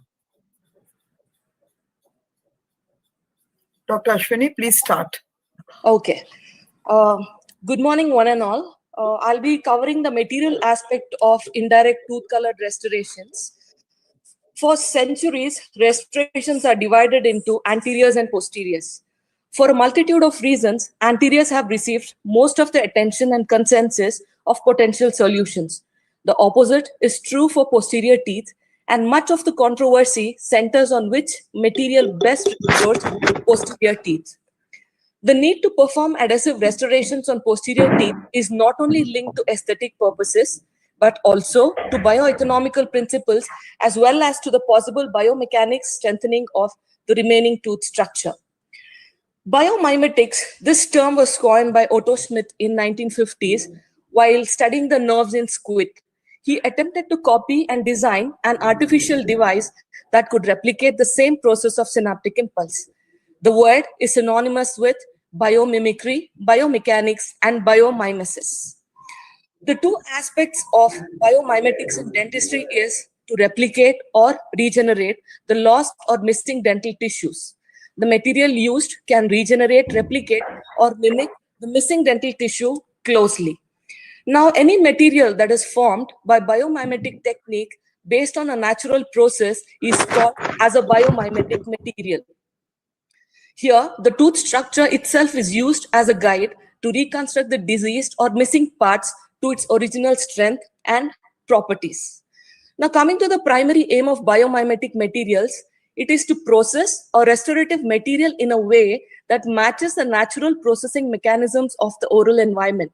The secondary goal is to develop restorative materials that can mimic or restore the biomechanics of the natural tooth. So what exactly is biomimetic approach?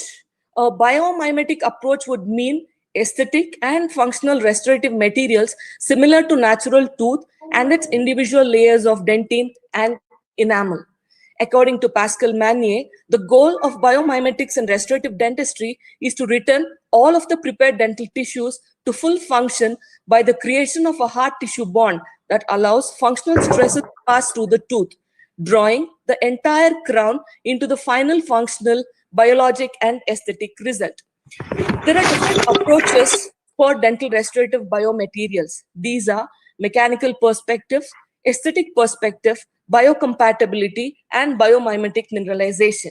Now, coming to the mechanical perspectives of different restorative materials as compared to enamel and dentine, the modulus of elasticity of zirconia is way high when compared it with enamel, dentine, and other restorative materials. Similarly, the flexural strength of zirconia is way higher than enamel and dentine and other restorative materials. When we talk about the surface hardness, the restorative material with lower surface hardness are more susceptible to abrasion, resulting in surface wear, porosity, and eventual failure. So the surface hardness of the restorative material should always closely match to the hardness of enamel.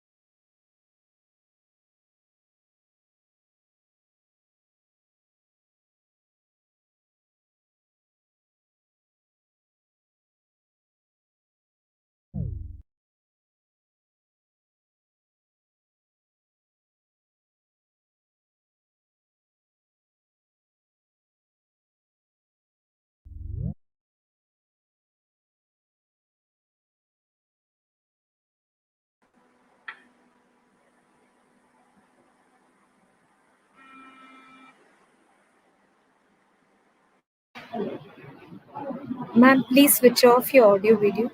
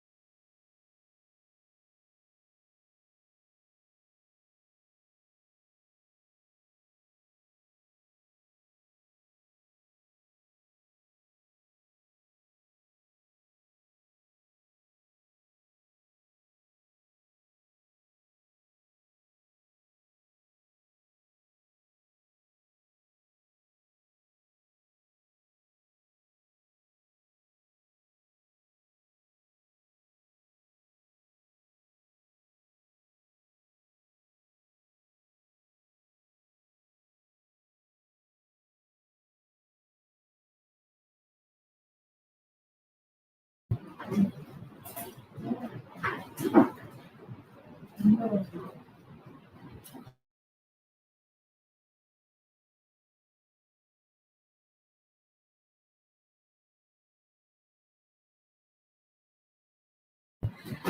are experiencing some technical glitches. Kindly bear with us and stay online. Our technical team is working hard to correct the glitches. Thank you.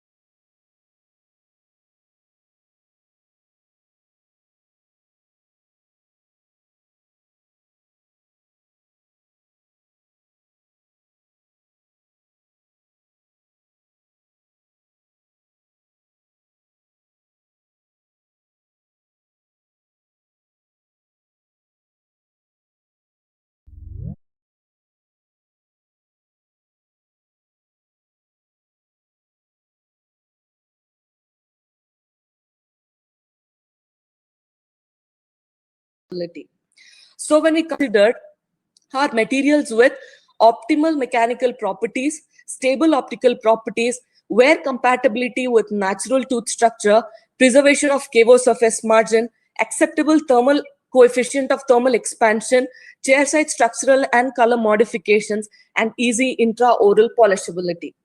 So when we compare all these factors with ceramic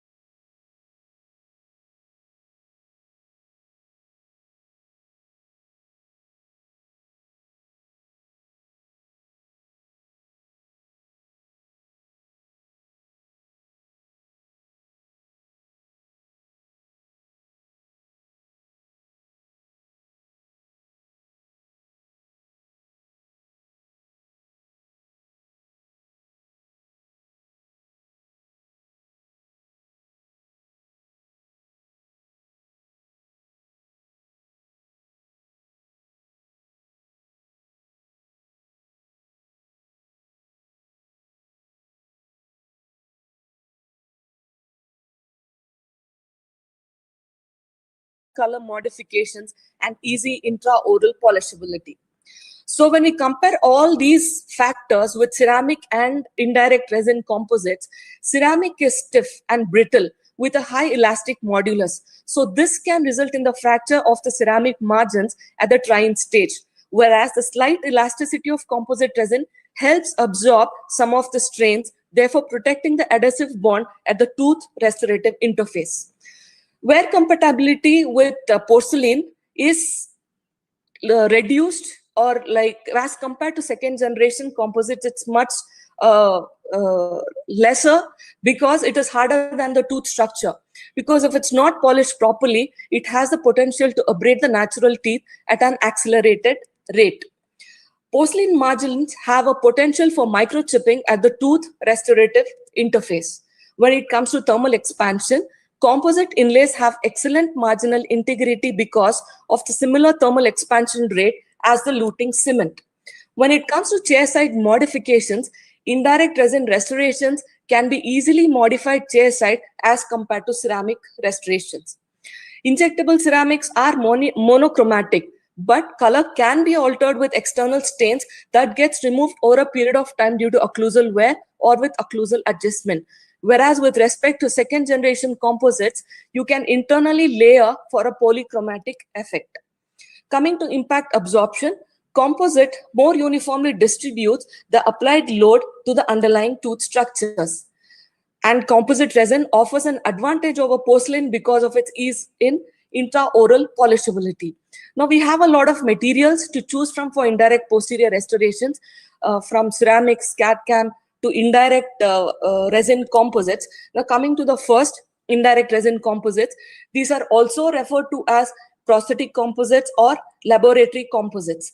The classification can be based on generations or the type of fillers. According to the generation, you have first generation, second generation, and next generation. Based on the type of fillers, you have microfilled, fine hybrid, and coarse hybrid composites. The first generation composites can be fabricated by two types. One is direct indirect method and indirect method. I would like to concentrate on direct indirect method, as this technique eliminates the need for impression of the cavity, and the procedure can be completed in a single sitting. The properties of first generation was very similar to direct composites, as the composition was similar to that of direct composite resins. This was introduced by Totti and Mormon et al. In 1980s, but this showed poor in vitro and clinical performance.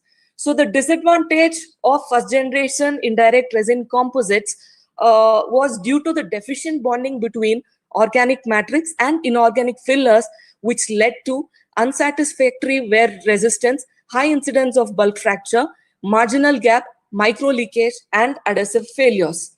So the clinical failures that endured with the first generation led to the development of second generation indirect resin composites, and the improvements occurred in the field of structure and composition, polymerization technique, and fiber reinforcement. So the increase in filler load increased the mechanical properties and wear resistance, decrease in organic resin matrix, decreased polymerization shrinkage. So the advantages are easy adjustment, low wear of opposing dentition, good aesthetics, and potential for repair. Now, there are a few clinical studies which are done on indirect resin composites, which showed the increased wear and decreased aesthetics of composites made ceramics superior to CAD/CAM restorations. The failures were seen more in the molars than in the premolars, and the failures were fracture of the restoration, secondary caries, fracture of tooth, loss of proximal contact, and loss of restoration. Now, coming to ceramics, the three terminologies we need to know is what is ceramic, what is porcelain, and what is glass. Ceramic refers to a crystalline material. Porcelain is a mixture of glass and crystal components. Glass is a non-crystalline containing material. All the three are considered as ceramics in dentistry. So the advantages are optical properties were highly improved with respect to translucency and transparency. Chromatic stability was good. Biocompatibility was excellent, and optical mechanical properties, as mentioned here, was excellent. Now, coming to the classification of ceramics based on the microstructure, there are four basic compositional categories with a few subgroups. They're category 1, 2, 3, and 4. So classification based on processing technique. This is more user-friendly and simplistic way to classify ceramics is by how they are processed. So we have powder liquid glass-based systems, machinable or pressable blocks of glass-based systems, and CAD/CAM. Under CAD/CAM, we have materials that can be produced by subtractive manufacturing and additive manufacturing. So this new classification system for all ceramic and ceramic-like restorative materials reviews the materials based on the phase or phases present in the material chemical composition, as well as recently development introduced materials, their properties, and clinical indications. Here, glass ceramics have superior optical properties. Stabilized zirconia is termed as ceramic steel, and hybrid ceramics appears to have an advantage in terms of fracture resistance, high resiliency, and shock absorbing properties, milling efficiency, polishability, and accuracy, less marginal chipping.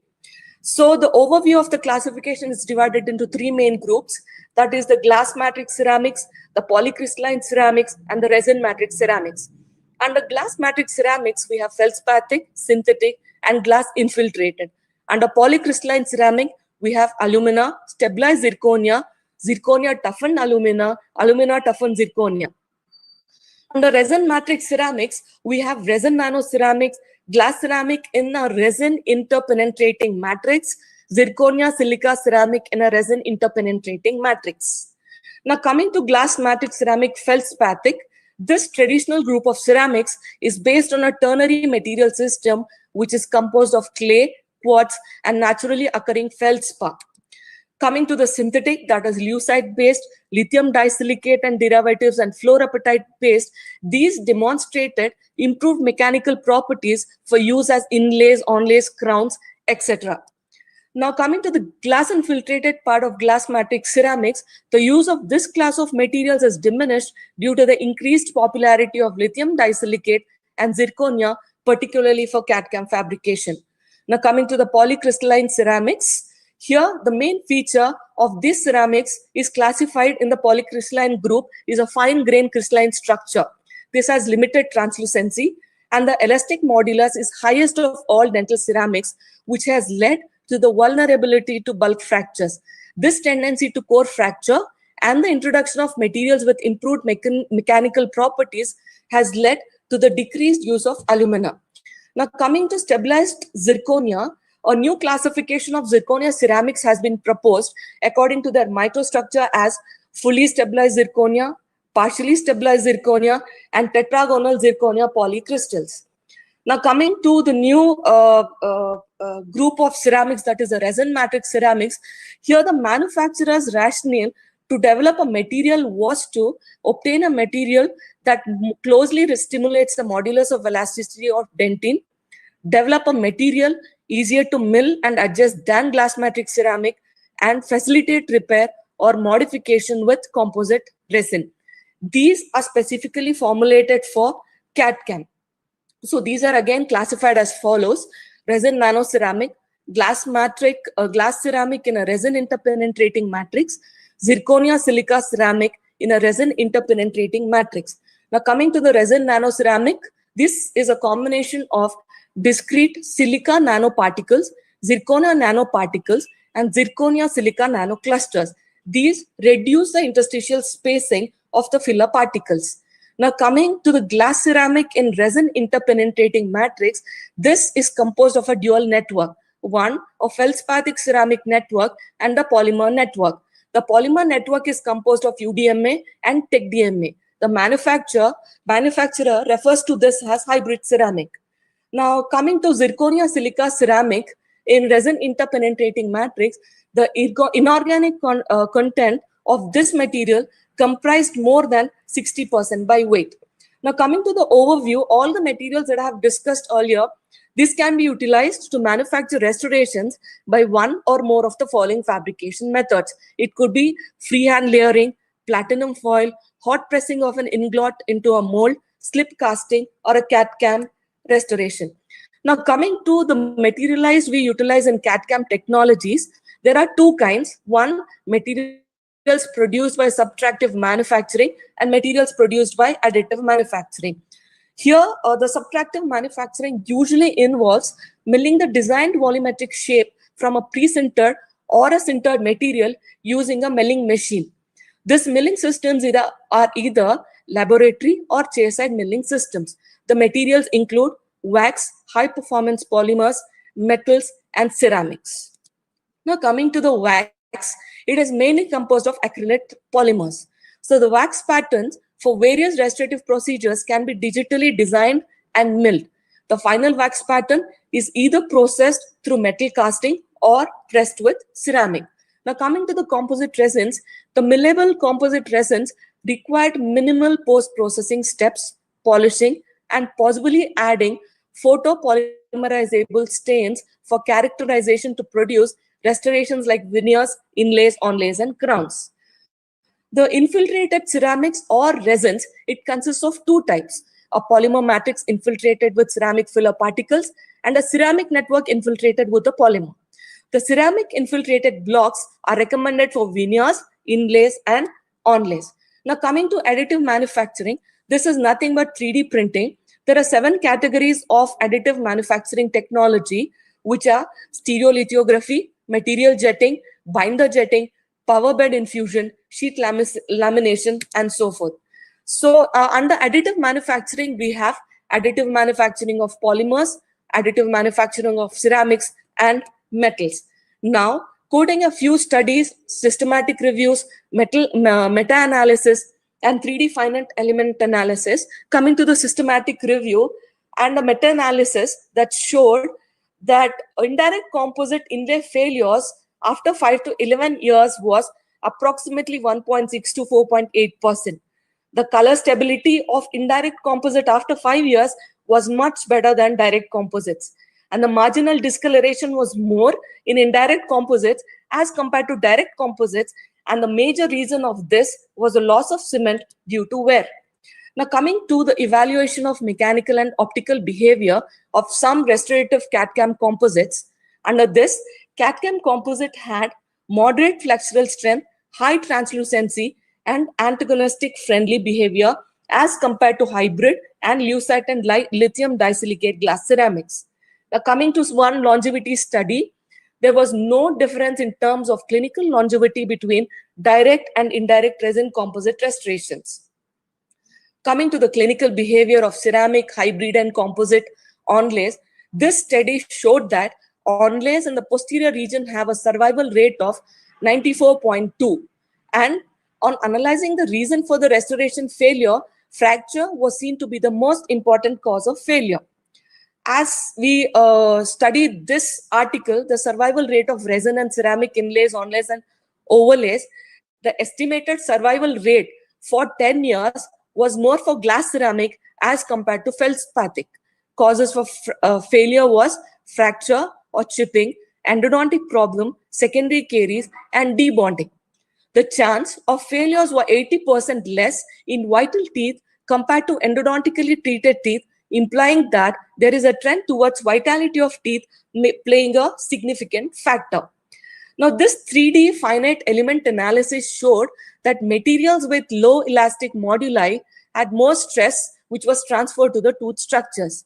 The onlay design was more efficacious in protecting the tooth structures than the inlay design. It was also observed that the VM stresses were higher in inlays than in onlays. The compressive stresses were higher in inlays than in onlays.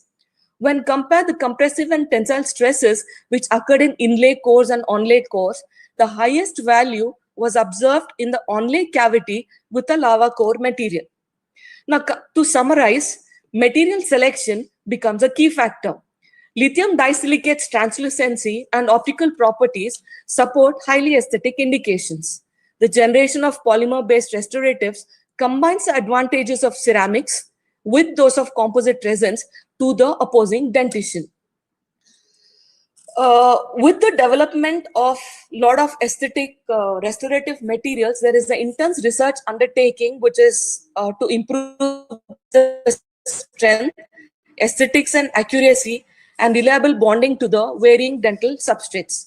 Now, to conclude, offering patients minimally invasive adhesive dentistry is not just another treatment option. It is an ethical obligation. Adhesive dentistry facilitates minimally invasive aesthetic and tooth-preserving dental treatment and applies to almost all the dental materials and specialties. Now, I have just jotted down the most frequently asked questions in the paper 1, on the same topic in the basic sciences, and the most frequently asked questions in paper 2, that is your conservative dentistry. And I've jotted down the flowchart for you people to go through and all my references. So I thank the organizing committee for giving me an opportunity to present on this esteemed forum. And I thank my department and my HOD for supporting me throughout. Thank you.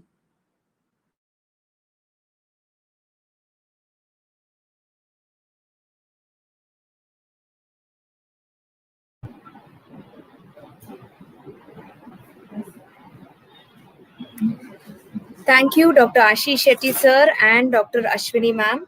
Both your presentations were extremely informative and very comprehensive in an exam-oriented manner for the students. I'm sure the students are going to find it extremely useful. On behalf of the organizing team, we regret the minor technical glitches we had with the second recording. Hope you were all able to view it once the issue was fixed. We now move on to the next speaker of the day, Dr. Rupali ma'am, who would be speaking on current concepts and controversies in the management of dental caries. Dr. Rupali Karale finished her MDS from the prestigious Naya Dental College, Mumbai in 2005 and completed her Diplomate of National Board of Examinations from Delhi in 2007. She is currently the professor and head at the Department of Conservative Dentistry and Endodontics, Cayley Society's Institute of Dental Sciences, Bangalore. She is a passionate teacher and has more than 20 publications to her credit. I would like to invite ma'am to kindly come or switch on her audio and video and join us today to present the topic, Current Concepts and Controversies in the Management of Deep Dentinal Caries. Over to you, ma'am. Could you please share your screen? Yes, Dr. Purnima. Thank you for the warm welcome given to me.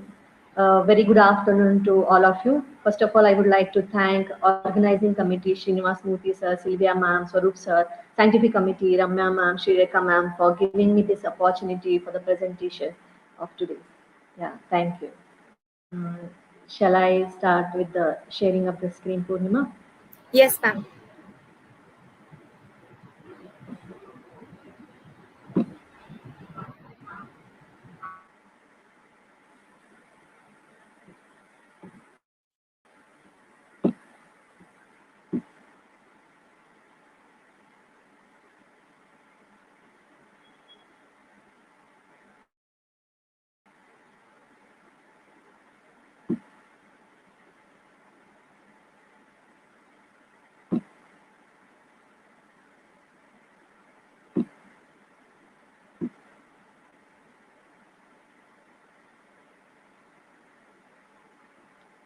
Dr. Purnima, can you just help me now?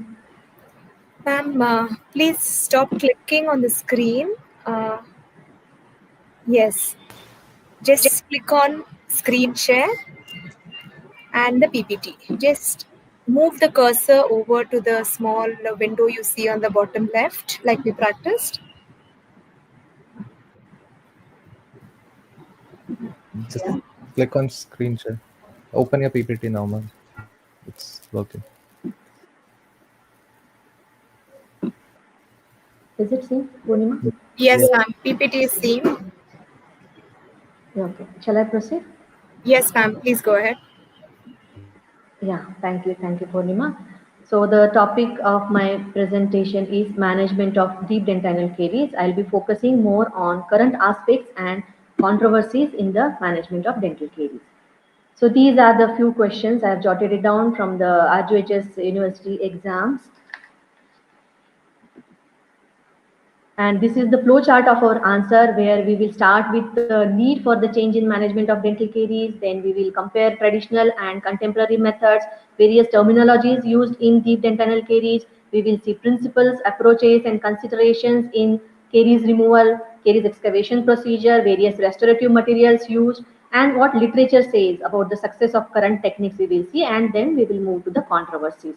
Vital pulp therapy, European Society of Endodontology position statements, we will see why we have to retain the pulp, correlation between clinical and histological pulp diagnosis, expansions of various classifications we will see, then current status of irreversible pulpitis term we will see, vital pulp therapy, then we will move to the recent things about minimal invasive endodontics and current aspects, and we will conclude our answer with the references. Now, the discussion, rather the controversy on the management of deep dentinal caries is not new.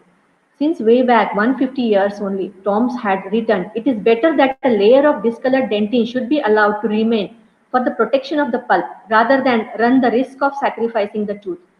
G.V. Black sir wrote to that, it will be often a question of whether or not the pulp will be exposed when all decayed dentin overlying it is removed. It is better to expose the pulp of a tooth rather than to leave it covered only with the softened dentin. So still controversy is going on in the management. Now, why there is a need to change in the management of deep dentinal caries? Traditionally, we have been doing complete excavation. If there is a pulp exposure, we go for either pulp capping or root canal treatment. Nowadays, in the era of minimally invasive dentistry, even in deep caries management, we apply principles of minimal intervention to retain vitality of the pulp. We have options of bonded restorative materials, biologically acceptable materials such as calcium silicate based materials, and also we are aware about the 3 levels of prevention we know in caries management: primary, secondary, tertiary. To this, quaternary level of prevention is also added, which says that we have to protect our patients from over treatment or unnecessary treatments, what we are doing now. And also we have to protect our tooth from entering deep inside the restoration cycle or death spiral of the tooth. since the prognosis of endodontically treated teeth in terms of survival is not as good as the vital teeth, we have to try to preserve the vitality of the tooth. Now, how to decide the dentin, the caries is deep dentinal caries. Radiographically, when you see, the caries should reach to the inner third of the dentin or inner quarter of the dentin, but with a zone of radio-opaque dentin separating carious lesion from the pulp cavity. But still there is a risk of pulp exposure. Another term is extremely deep carious lesion, where radiographically you see evidence of caries penetrating the entire thickness of dentin with the pulp exposure. Now, what is the difference between traditional and contemporary methods? Traditionally, we thought caries is an infectious and communicable disease. That is why we used to use term infected dentin, which shows presence of microbes, and affected dentin, which is without microbes. But now contemporary concept is based on ecologic plaque hypothesis, which shows that ecologic imbalance within the dental biofilm leads to formation of dental caries.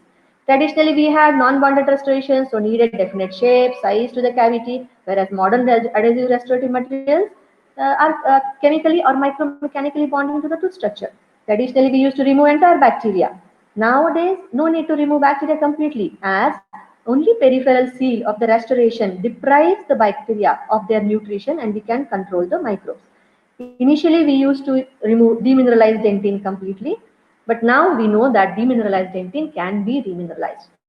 Now, before proceeding, we will just be familiar with the various terminologies related to deep dentinal caries.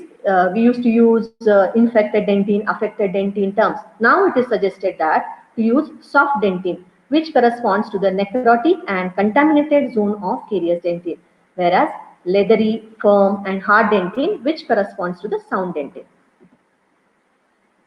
Now, what is the clinical picture of these all types of dentin? Soft dentin, it deforms when a hand instrument is pressed on it, and it can be easily scooped out with a sharp hand excavator. Leathery dentin does not deform when you press by an instrument. It can be lifted out without much force. Firm dentin is resistant to hand excavation and some pressure is needed to lift it, whereas hard dentin needs a pushing force to get engaged and only sharp cutting edge will lift it. These are the clinical pictures of soft dentin, firm dentin. Now, what are the principles of carious tissue removal? First, most important is to retain the tooth and health of the pulp. As far as possible, try avoiding pulp exposure. Avoid use of local anesthesia to reduce dental anxiety. Provide sound cavity margins to achieve peripheral seal. Schwendick et al. Has given various treatment modalities depending on the depth of the lesion. So, for deep carious lesion, he has suggested arc technique, stepwise removal technique, and selective removal technique. Now we will see various treatment modalities. A traumatic restorative treatment is advised. No removal of carious tissue. Selective removal of carious tissue either to soft dentin or to firm dentin.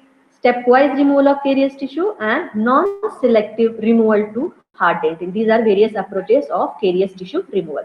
Of course, all these procedures need proper illumination, operating microscope, and aseptic technique. Now, what is the basis for selective and stepwise technique? It is impossible to remove microbes completely from dentin. And we know diet plays an important role in the formation of dental caries. So what we do?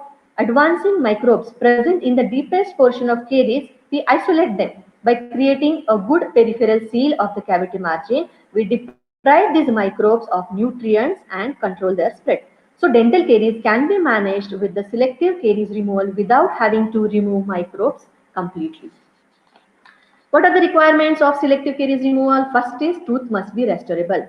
All peripheral walls must be prepared to sound dentino-enamel junction to assure peripheral seal.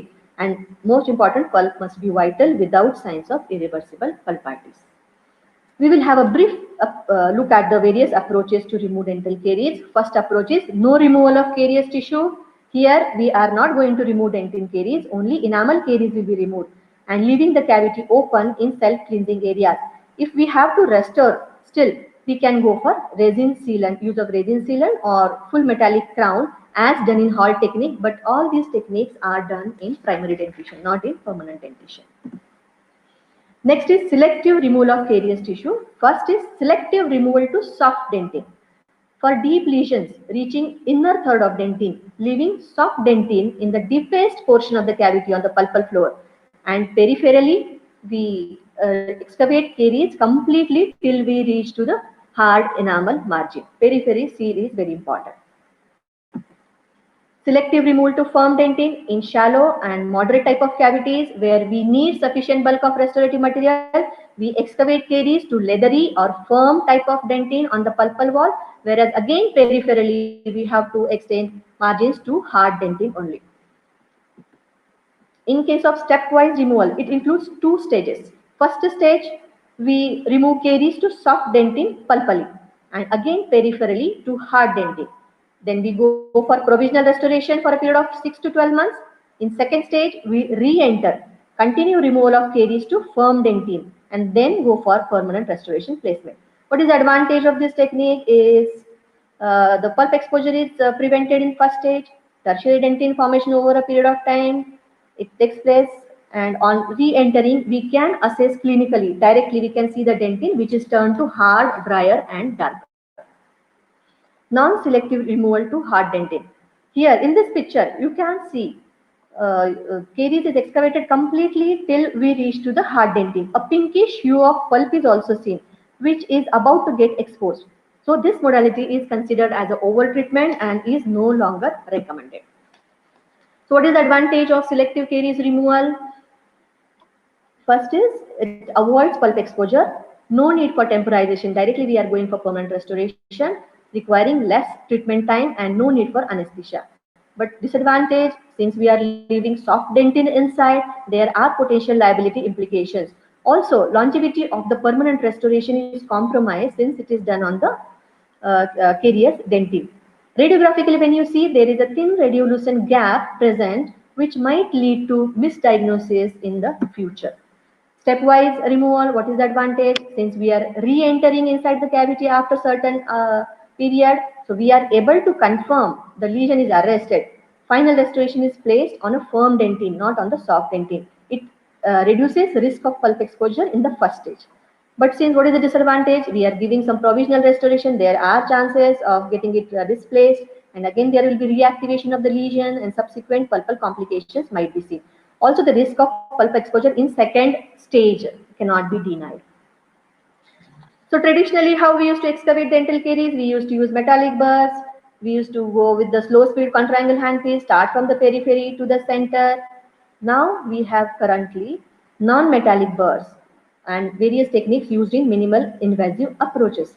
Smart burrs, these are non-metallic burrs, smart burrs like your polymer burrs, ceramic burrs, which work on the principle that they have loop hardness number of 50, which is greater than soft dentin, which is lesser than sound dentin, so it tends to cut only the soft dentin. Then other approach is caries disclosing dies are there, which guides us to excavate the caries, but the limitation again is the ties tend to discolor the demineralized dentin also, and we tend to remove that, and that may lead to over treatment of the tooth. Other treatment modalities like chemomechanical excavation using sodium hypochlorite, pepsin based agents, excavation by sonoabrasion, air abrasion, fluorescent based caries excavation, that is phase, and excavation can be we can use lasers also for the caries removal. Now, what the literature says about this, Wendy et al. Has conducted study using all these techniques to remove the caries. There was not much difference on the clinical outcome of these techniques used. Only thing is chemomechanical removal has advantage with regard to pain, but it is time consuming. Now, which restorative materials we have to use? It depends on carious tissue removal approach, whether you are going for selective or stepwise. What is the location, extent of lesion? How is the caries risk of the patient? What is the activity of the lesion, whether it is active lesion or arrested? What are the occlusal forces? Which direction? Aesthetics. So all these things are important when you select a restorative material. Which all restorative materials are available now? We have amalgam with good longevity, self-sealing, but aesthetic and mercury are still concerned. High viscosity glass ionomer, yes, it is biocompatible, bonding, longevity, and easier to remove in re-entry, especially in stepwise. We can differentiate between tooth structure and GIC, so over treatment is not present. Composite, yes, good peripheral marginal seal with the enamel. but poor bonding to caries dentin. It is shown that there is a cohesive fracture seen in the caries dentin due to the polymerization shrinkage of composite. And also, when we re-enter in stepwise technique, it is difficult to differentiate between composite and tooth structure. So chances of over-treatment or pulp exposure are there with the composite. In the literature, it is shown that materials used to restore cavity do not have effect on the progress of caries unless good peripheral seal is provided. Yes, few studies have shown calcium hydroxide, due to its antibacterial property, it helps in remineralization. But compared to other materials, it is not found to be more effective. Hashim et al. Conducted a classic study on GIC and biodentine used in this technique with the use of CBCT evaluation. In both the groups, we got good clinical success, 83% success we saw. But GIC showed development of periapical lesions on CBCT evaluation. Also recently used bonding agents, they contain antibacterial agents which might help in the progression of caries in the deepest portion. Now let's see what literature says about the success of these techniques. Selective caries removal shows lesser annual failure rate compared to the conventional therapy. Mars et al. Has shown a randomized control trial for 3 years, and he shows that 91% success rate with the selective removal than 69% stepwise removal. Karim et al. Has shown that selective caries removal is more cost effective than stepwise. Since the second stage is added, it is costlier. When microbiological evaluation of leftover caries was done, it was found reduced microbial load over a period of time. So it is not necessary to remove all caries dentin. Morning, Dr. Shinar has spoken about the importance of peripheral seal, how it is important. Same thing is important in this type of caries management also, because peripheral seal is the deal. Do I need to say a word controversy here?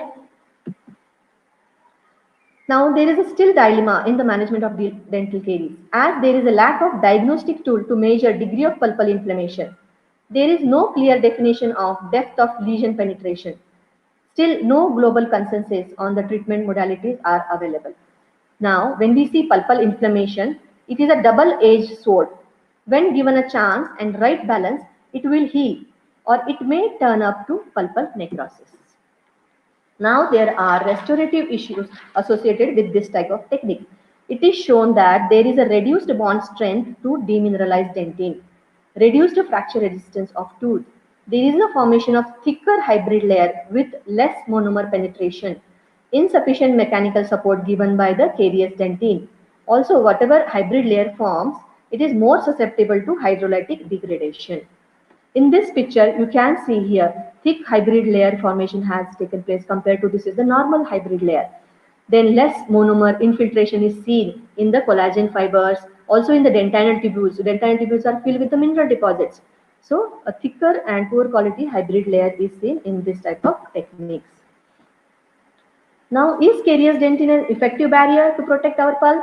We know that as we go deeper, diameter of dentinal tubule increases, so more access to irritants to get penetrated in pulpal cavity. And irrespective of material use, there is evidence to show 2 to 12% vital pulp becoming necrotic.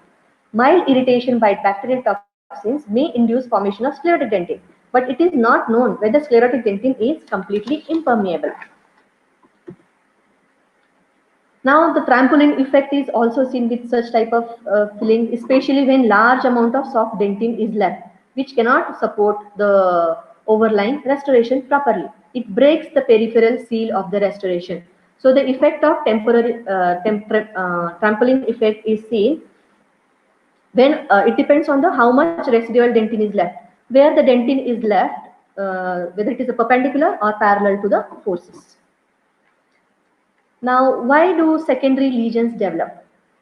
In selective restorative technique, selective removal of caries, over a period of time, soft dentin gets remineralized. It becomes dry, firm, dark. It undergoes shrinkage, leading to gap formation between the restoration. Now, whether this gap leads to formation of secondary caries is a controversy. It is shown that presence of biofilm is required at the tooth restorative interface rather than the width and size of the gap. Now, whether to use liner, again controversial. Calcium hydroxide is shown to have antibacterial properties. It remineralizes remaining dentine, but it is not found to be effective compared to other materials. So the current evidence doesn't support use of liners if good marginal seal is achieved. Only one advantage of liners, especially in stepwise excavation, when tooth colored restorative materials are used, we can differentiate between tooth and liner when we re-enter second time. So chances of pulp exposure is reduced. Now more discussion is happening whether to re-enter again, especially in stepwise excavation. Mars et al. Has shown that 2 sessions increases risk of pulp exposure, higher cost of the treatment, patient may not return for the second appointment, whereas few authors support this re-intervention because we can clinically monitor the response of pulp dentin complex to our treatment. We can verify arrest of the lesion.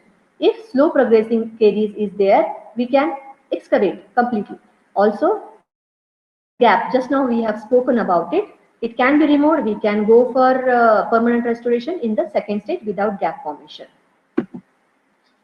Now, in a survival rate study, Mars et al. Has shown, again, he has supported selective caries removal, and patient may not come back again in the stepwise removal. So he has always supported selective caries removal. And follow-up study after 10 years has shown reduction in survival rate up to 63%.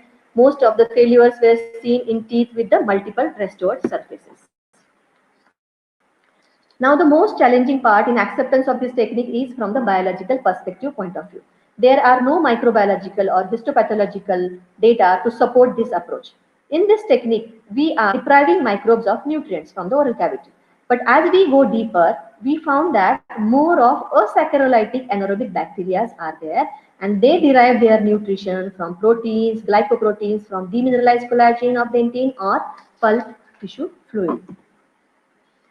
So still there is a potential for the residual microbes to maintain the pulpal inflammation. So partial caries removal precludes the possibility. We cannot evaluate clinically true extent of caries process. We cannot evaluate the presence of pulp exposure, presence of necrosis, or amount of pulp bleeding, which is important to see the outcome of the vital pulp therapies. One more theory put forth is the macrophages, regarding macrophages, which are our body's first defense mechanism. 2 types of macrophages are there, M1, M2. M1 is pro-inflammatory phenotype, M2 is anti-inflammatory phenotype. Now this M1 gets released in initial stages of inflammation, but their response has to be controlled to prevent excessive tissue damage. M2 regulates M1 macrophages, it suppresses inflammation and it promotes repair. So when we are leaving microbes inside, little inflammation is still there. So failure to remove bacteria, it sustains M1 macrophages or revert M2 to M1, increasing inflammatory response and preventing wound healing. So these are the theories they have put it against this kind of excavations. So what are the clinical considerations we have to take into consideration while removing the caries? First thing is patient should be informed about the higher risk of the endo complication due to deep caries, not because of the leftover caries. Initially only caries was deep.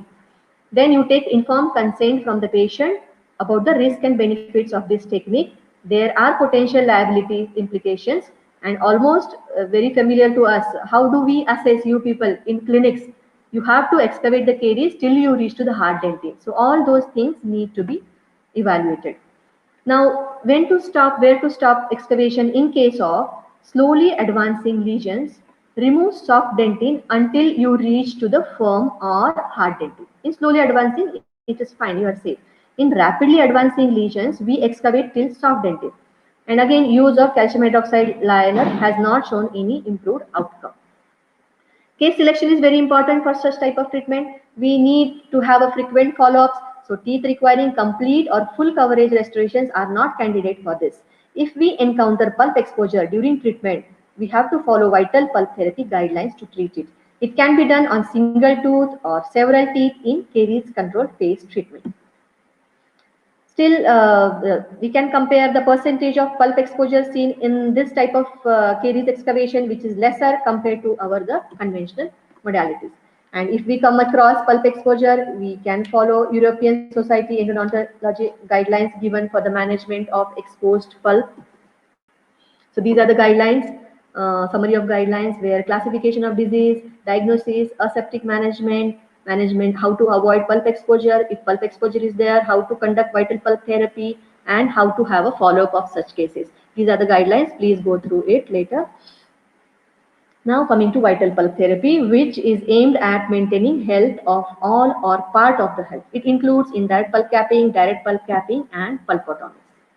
Indirect pulp capping, we know that it is application of biomaterial onto a thin dentin barrier in one stage removal.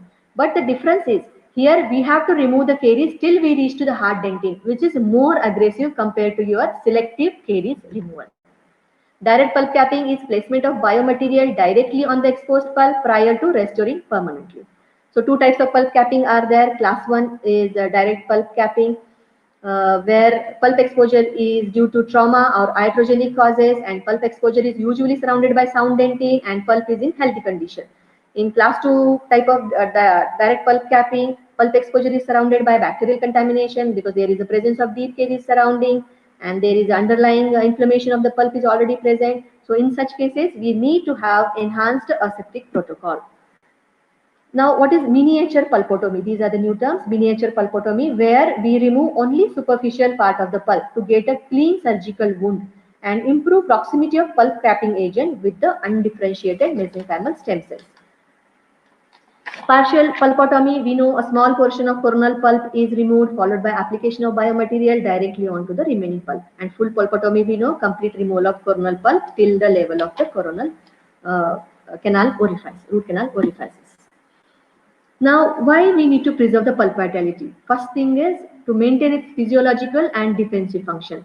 Less hard tissue is removed so that we can prevent weakening of tooth structure. Then whatever partially retained pulp we have in the apical third of the canal, it has its immune response which prevents infection in the apical third of the root canal. Also, results of vital pulp therapy are comparable to the conventional root canal treatment. Now, is vital pulp therapy indicated only in reversible pulpitis? Recent few trials have shown that mature permanent teeth having irreversible pulpitis, even with or without apical periodontitis, can be a successful candidate for the vital pulp therapy treatments. Now the term we are using, reversible and irreversible, are clinically, but these are not biologically based. So, and also we have options of pulpotomy interventions, various pulpotomy interventions we saw, by which we can maintain the health of the remaining pulp. So, pulp which were diagnosed previously with the irreversible pulpitis, we have little expanded version of the classification of pulpal inflammation, where initial pulpitis, in that pulp shows a lengthened response to cold test, but the treatment of choice is indirect pulp capping. Then next is mild pulpitis, again lengthened response to cold, warm, switch stimuli, but it reduces within 20 seconds. Again, choice of treatment is indirect pulp capping. Moderate pulpitis, lengthened response you will see for the cold test, which will last for minutes. There will be spontaneous dull pain, percussion sensitivity will be there. So in that case, we can go for coronal pulpotomy. Severe pulpitis, spontaneous pain, dull aching, throbbing, pain in lying down position, tooth is sensitive to percussion. So treatment is coronal pulpotomy. If no prolonged bleeding of pulp stumps is there, we can go for coronal pulpotomy. If pulp stumps keep bleeding, even after application of 2 ml of 2% sodium hypochlorite, superficial pulpotomy should be done. If still bleeding persists, go for full pulpectomy. Now, recently, the term irreversible pulpitis is challenged. Previous studies before 2000 have shown that there is not much correlation between histological finding and clinical diagnosis of pulp as reversible, irreversible. But later studies, especially Rikuchi et al., he has done in 2014, classic study he has done, where he has shown that there is a correlation between histological finding and clinical picture, what we predict. Only one thing is that when we call pulp as irreversible, it means that it cannot come back.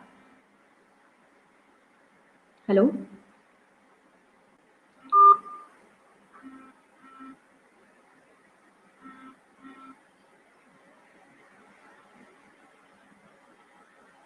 Namaskar. The new year brings a fresh ray of hope in the form of COVID-19 vaccine. The vaccines made in India are totally safe, effective.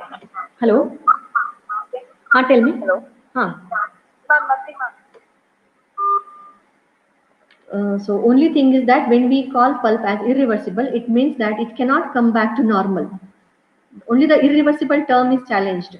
Yes, it will show signs of irreversible inflammation in some part of the pulp, but rest of the healthy part can be saved with pulpotomy procedure. So initially, vital pulp therapy were initiated only in mechanical, traumatically exposed pulp in young patients. Contrary to that, nowadays, pulpotomy has shown success even in irreversible pulpitis with apical periodontitis.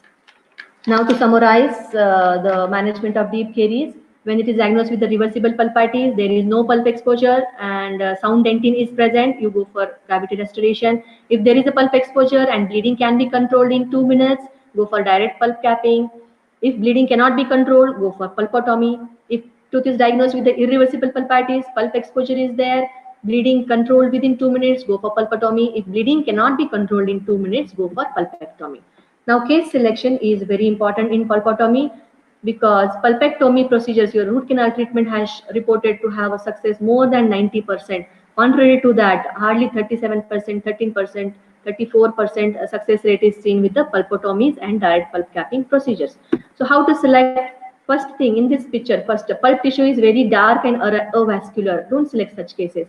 In this superficial inflamed pulp, which is surrounded by soft necrotic dentin, do not select such cases. Here again, necrotic inflamed pulp tissue with the infected carious tissue is surrounding this type of pulp. Do not select such cases. When the exposed pulp is pale, surrounded by reddish pulp tissue, not a candidate, good candidate. Then dentin chip, in this picture you can see it is dentin chip is displaced into the avascular exposed pulp, not a good candidate. Several dentin fragments displaced inside the pulp chamber, not a good candidate. In that case, what we can do, we can go for coronal pulpotomy completely. Coronal pulpotomy is done and hemorrhage is controlled here. So it is a clean wound where you can apply your bio materials. So case selection is very important in the success of this type of cases. So vital pulp therapy,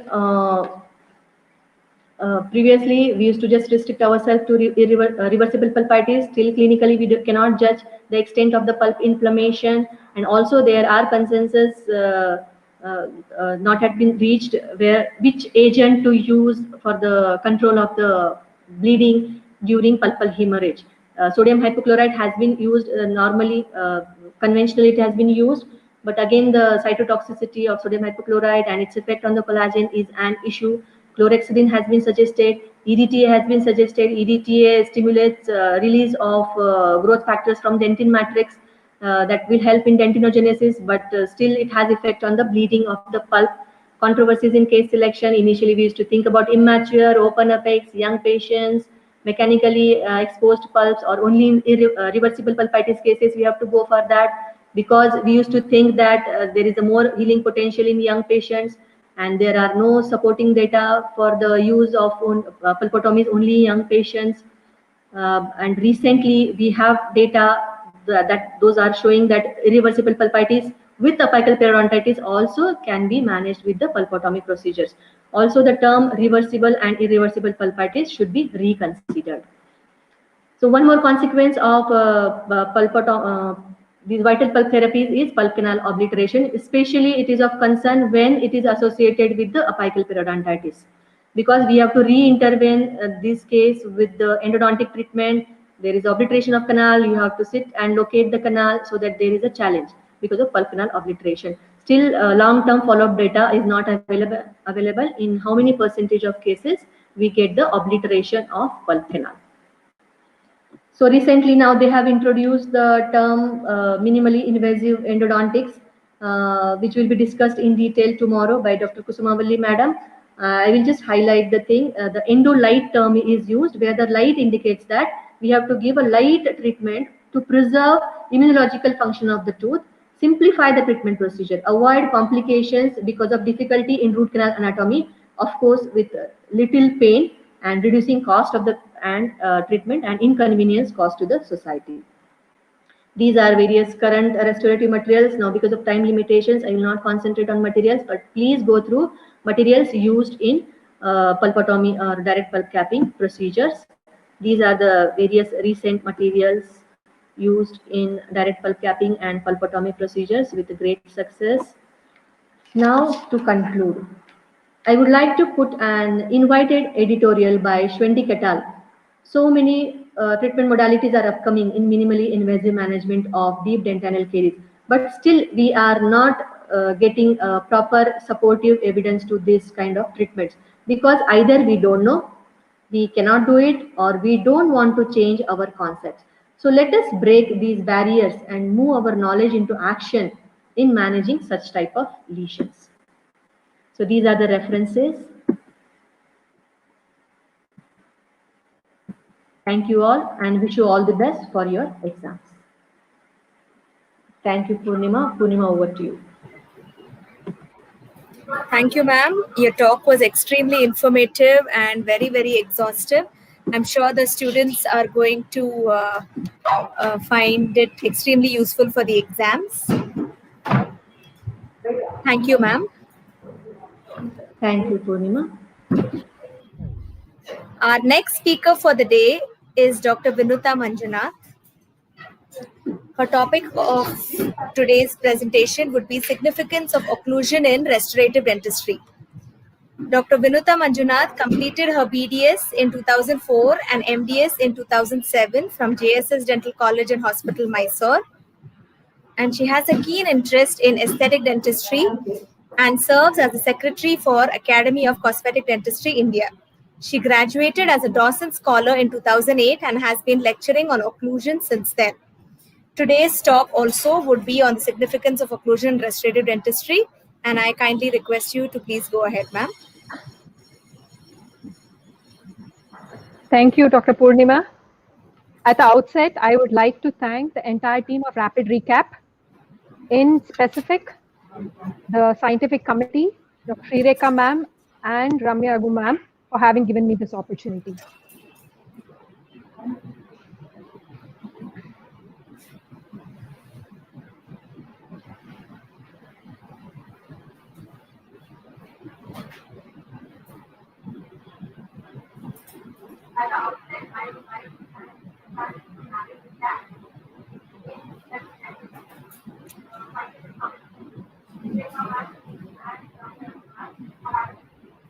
Ma'am, your screen is visible.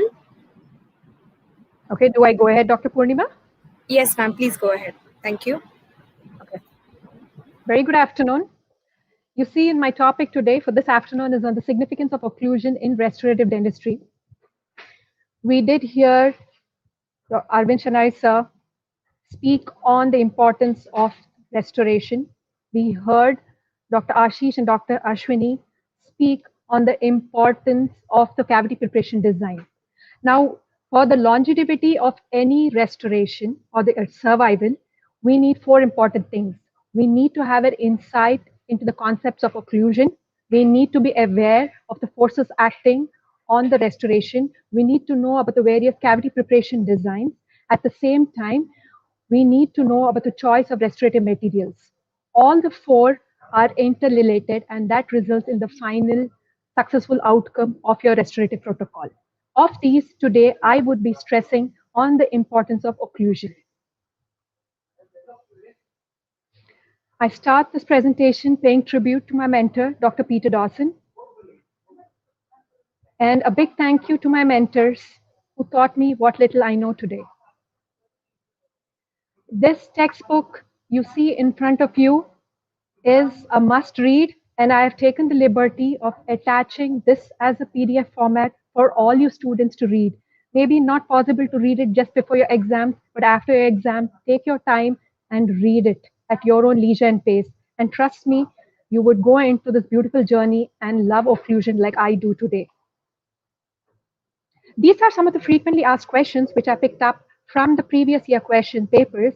You can see there is occlusion asked, not very often though, but more often than it is asked. The importance in clinical practice cannot be overemphasized. We need to glance on occlusion every day, every single case that we do. Apart from occlusion, there are a couple of forces, there are certain questions on the forces acting on restoration and contours and contacts and how to go about restoring it, because they go hand in hand. Thus, they might ask you a complete question on occlusion per se, or they might ask you along with forces acting. It's a main question. You would have to enlighten a little bit on the forces acting as well. These are the contents of my presentation. Certain important terminologies I would be discussing on the key determinants of occlusion. How do you go about identifying an occlusal disease? Role of contacts, contours, and marginal ridges in brief, the stress patterns on the teeth, and the forces acting in the restoration, and finally my conclusion. The terminologies you need to know is occlusion, right? What is static and dynamic occlusion? What an ideal occlusion is? We try to target to achieve ideal occlusion, but seldom do so. And we have a term called balanced occlusion. I have put it here because please don't get confused. This is a term which is restricted only to complete dentures, and it is not to be used in your restorative practice. We need to be very clear with what the working side contact or the lateral occlusion is, the balancing side or the non-working contact, the three schemes of occlusion, which namely are the canine guided occlusion, group function occlusion, and the mutually protected occlusion. The concept of maximal intercuspation, earlier called as centric occlusion, which is no longer used, and the concept of centric relation, earlier called as retrouted contact position. What are centric cusps or the stamp cusps, and what are the shear or the non-functional cusps? Like I told earlier, the importance of occlusion is not restricted only to the posterior dentition. Of late, we are in the era of aesthetic dentistry, and aesthetic dentistry goes synonymous with a term known as functional aesthetic dentistry. What does that mean? That means it is incorporating the concepts of smile design along with your concepts of occlusion. Both need to go hand in hand. You need to get the survival and you need to get principal aesthetic results. You do get it with all your latest restorative materials, but if you want to ensure longevity, it is only going to be acquired if you are going to follow the sound occlusal principles. Now, what is occlusal? All of you know this. I don't have to tell you this. Occlusal is nothing but tooth-to-tooth contact. That's as simple as it gets. But kindly do not restrict occlusion to just angles classification, which is tooth-to-tooth contact. I did say that, but the only deficiency in angles classification happens to be it takes into consideration of the fact that occlusion is a concept which has to deal with tooth to tooth. It does not take into consideration the existence or the importance of the temporomandibular joint or the muscles of mastication, which have an equally important role to play along with the tooth. Now, the goal of all occlusal therapy is peaceful neuromusculature, and this is acquired with 10 essential factors. I won't be going into depth. I would briefly be describing them and at the same time telling you the clinical significance of those when it is applicable. Now, these are the 10 factors. You have the temporomandibular joints, the muscles, centric relation, anterior guidance, vertical dimension, neutral zone, the envelope of function, long centric, occlusal plane, and occlusal contact. Of these 10 factors, the anterior guidance, neutral zone, envelope of function have a very important role to play in your anterior restoration, whereas the occlusal plane, the occlusal contacts, temporomandibular joints, muscles, centric relation, long envelope of function all have a very important role to play during posterior restoration.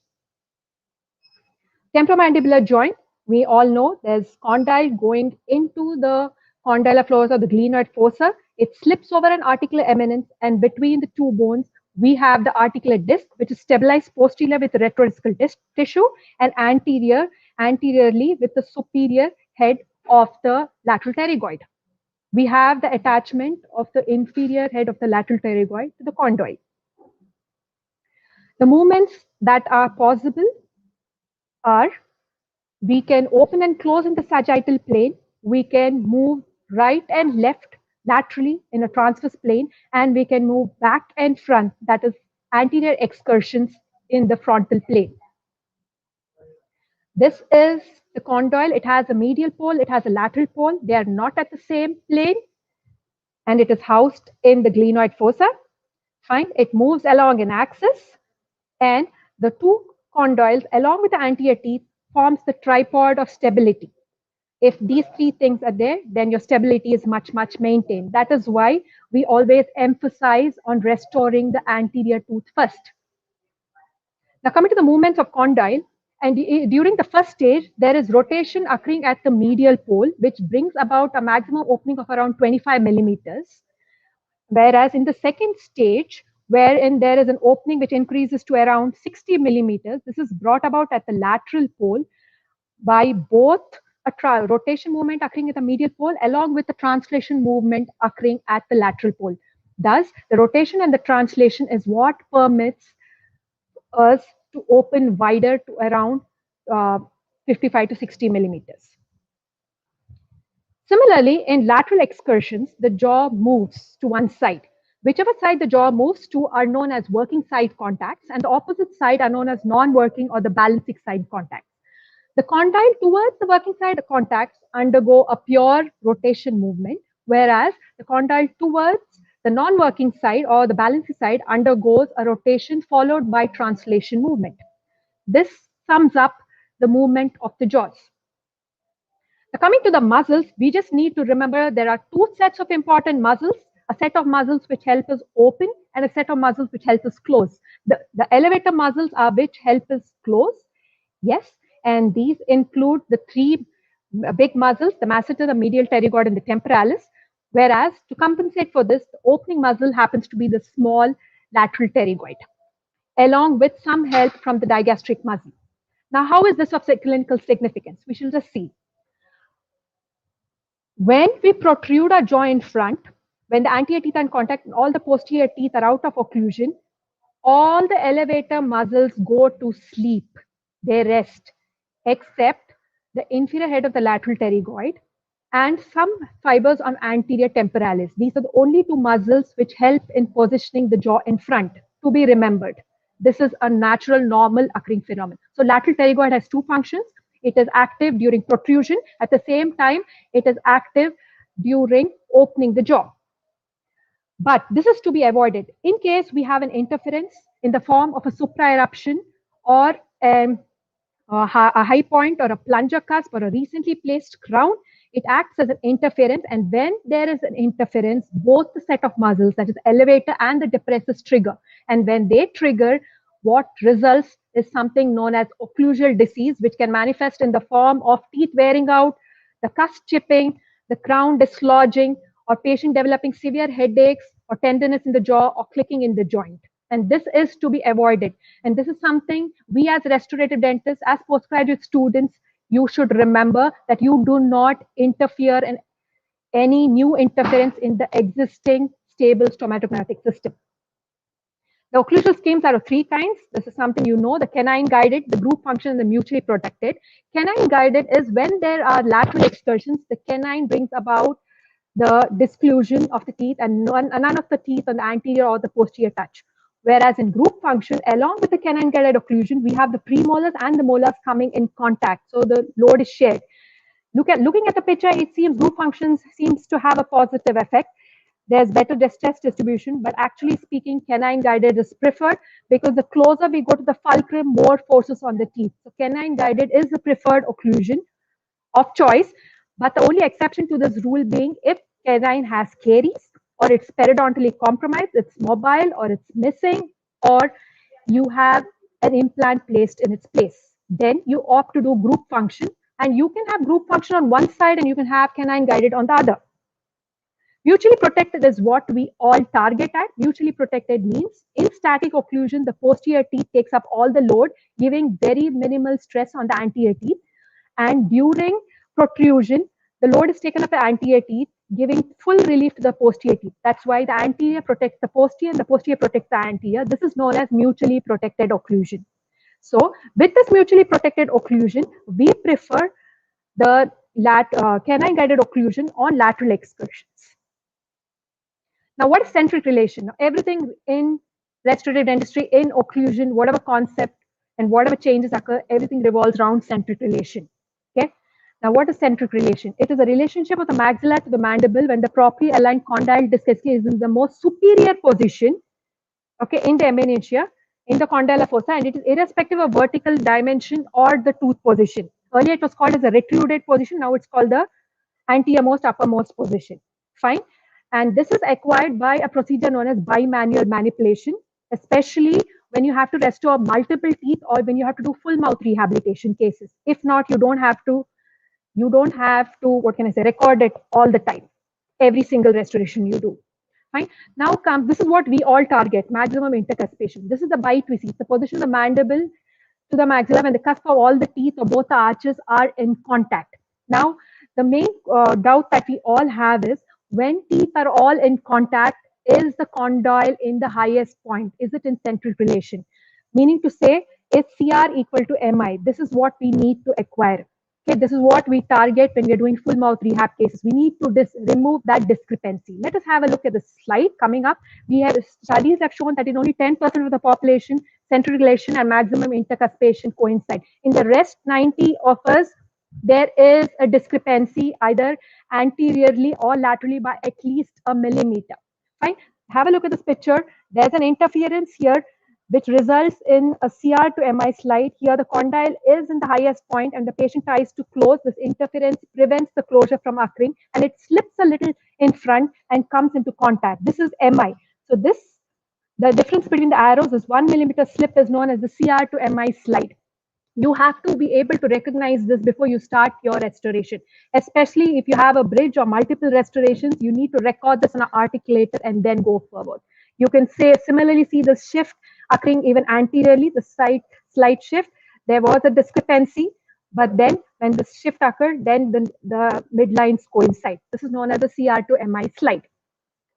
Now, what is vertical dimension? A vertical dimension may not be very important for us when we are restoring single tooth restorations, but when we are restoring multiple tooth, especially patients with really worn down dentition, yes, it becomes very important to us. And it is nothing but it's a maxilla to mandible relation, and it is governed by the repetitive contractile length of the temporal of the masseter muscle. Fine. This length equals that length. Now, what happens with time, with age? There is wear occurring or in patients with bruxism or clenchers. But you need to notice that the vertical dimension remains the same. We never ever lose on vertical dimension. But if we are to restore these teeth or full mouth rehab, especially with tabletops, you need to increase the interocclusal space, and thus we need to increase the vertical dimension a bit. Anterior guidance is very, very important when we are doing a single tooth composites or crowns or veneers, especially having a lingual wrap. Fine. This anterior guidance should be in harmony with the envelope of function, and it is decided by where the incisal edge of the upper anterior is located. Fine. And the main job of anterior guidance is to bring about posterior disclusion. Fine. In short, this is what anterior guidance does. For example, patients with open bite or class 3 occlusals don't have anterior guidance. And you can see a lot of wear in those patients, and they have a lot of forces in their mouth. They can have very prominent hypertrophy masseter muscles. Envelope of function, again, goes hand in hand with anterior guidance. Envelope function is the small teardrop thing that you see in the bigger motion called the Possel's envelope of motion, which depicts the maximum extent to which the mandible can move. Now, this again is determines anterior guidance, and lingual envelope function is made up of the lingual contour of the upper teeth and the relationship of the incisal edges of the mandibular teeth. Fine. These two have to be in harmony. Now, have a look at this picture. The first is a scenario of increased overjet. There is an extensive envelope of function. No doubt there's no restriction of envelope of function, but this would impede with the neutral zone. Here is a normal inclined teeth with a sufficient envelope of function, and here is a tipped incisor edge with absolutely no envelope of function. So in these kinds of patients, you will see severe wave facets, or the upper teeth might have mobility or sensitivity. In short, have a look. This is an example, 2 crowns being placed, and suddenly over time, a spacing develops between the two. The reason being, the PFM crown with the metal backing, it interferes with the envelope of function. The lower incisal edges are hitting it, and with time, you can either see flaring or mobility of these teeth, or chipping of the teeth, or there might be decementation or speech difficulties. This is all an indication of restriction of envelope of function. We seldom We come across these cases often, but we fail to recognize what the cause of this could be.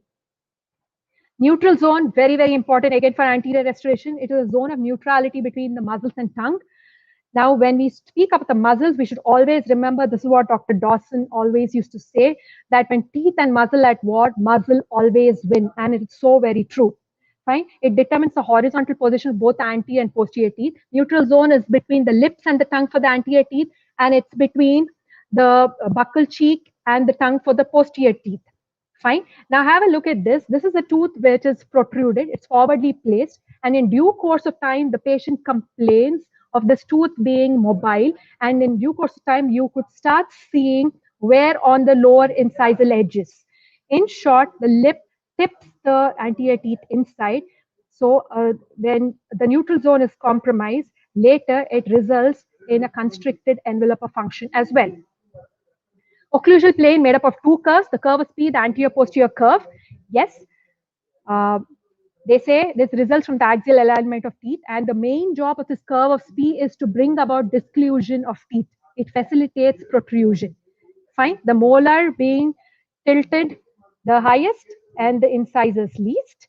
Yes, okay. And the second curve is the curve of Wilson, or the mediolateral curve, which is formed by the inward placement of the lower teeth and the outer placement of the upper tooth. And this provides for resistance to loading because it's in the direction of pull of the medial pterygoid muscle, and it helps in functioning by keeping the food on the occlusal table and preventing it from slipping out on the tongue or into the vestibule, buccal vestibule. Now coming to the occlusal contacts, yes, this cannot be overemphasized. I remember Shenoy sir saying this today morning, that you need to check for occlusion before you start your composite restoration. This holds true for every restoration, be it direct or indirect, be it for big or small, be it for anterior or posterior. So you have to look for occlusal contacts prior to restorative workflow and even after it. We are so used to looking at occlusal contacts only after we do the restoration, and never ever place the occlusal contacts on the tooth restoration interface. Now, where should these contacts lie?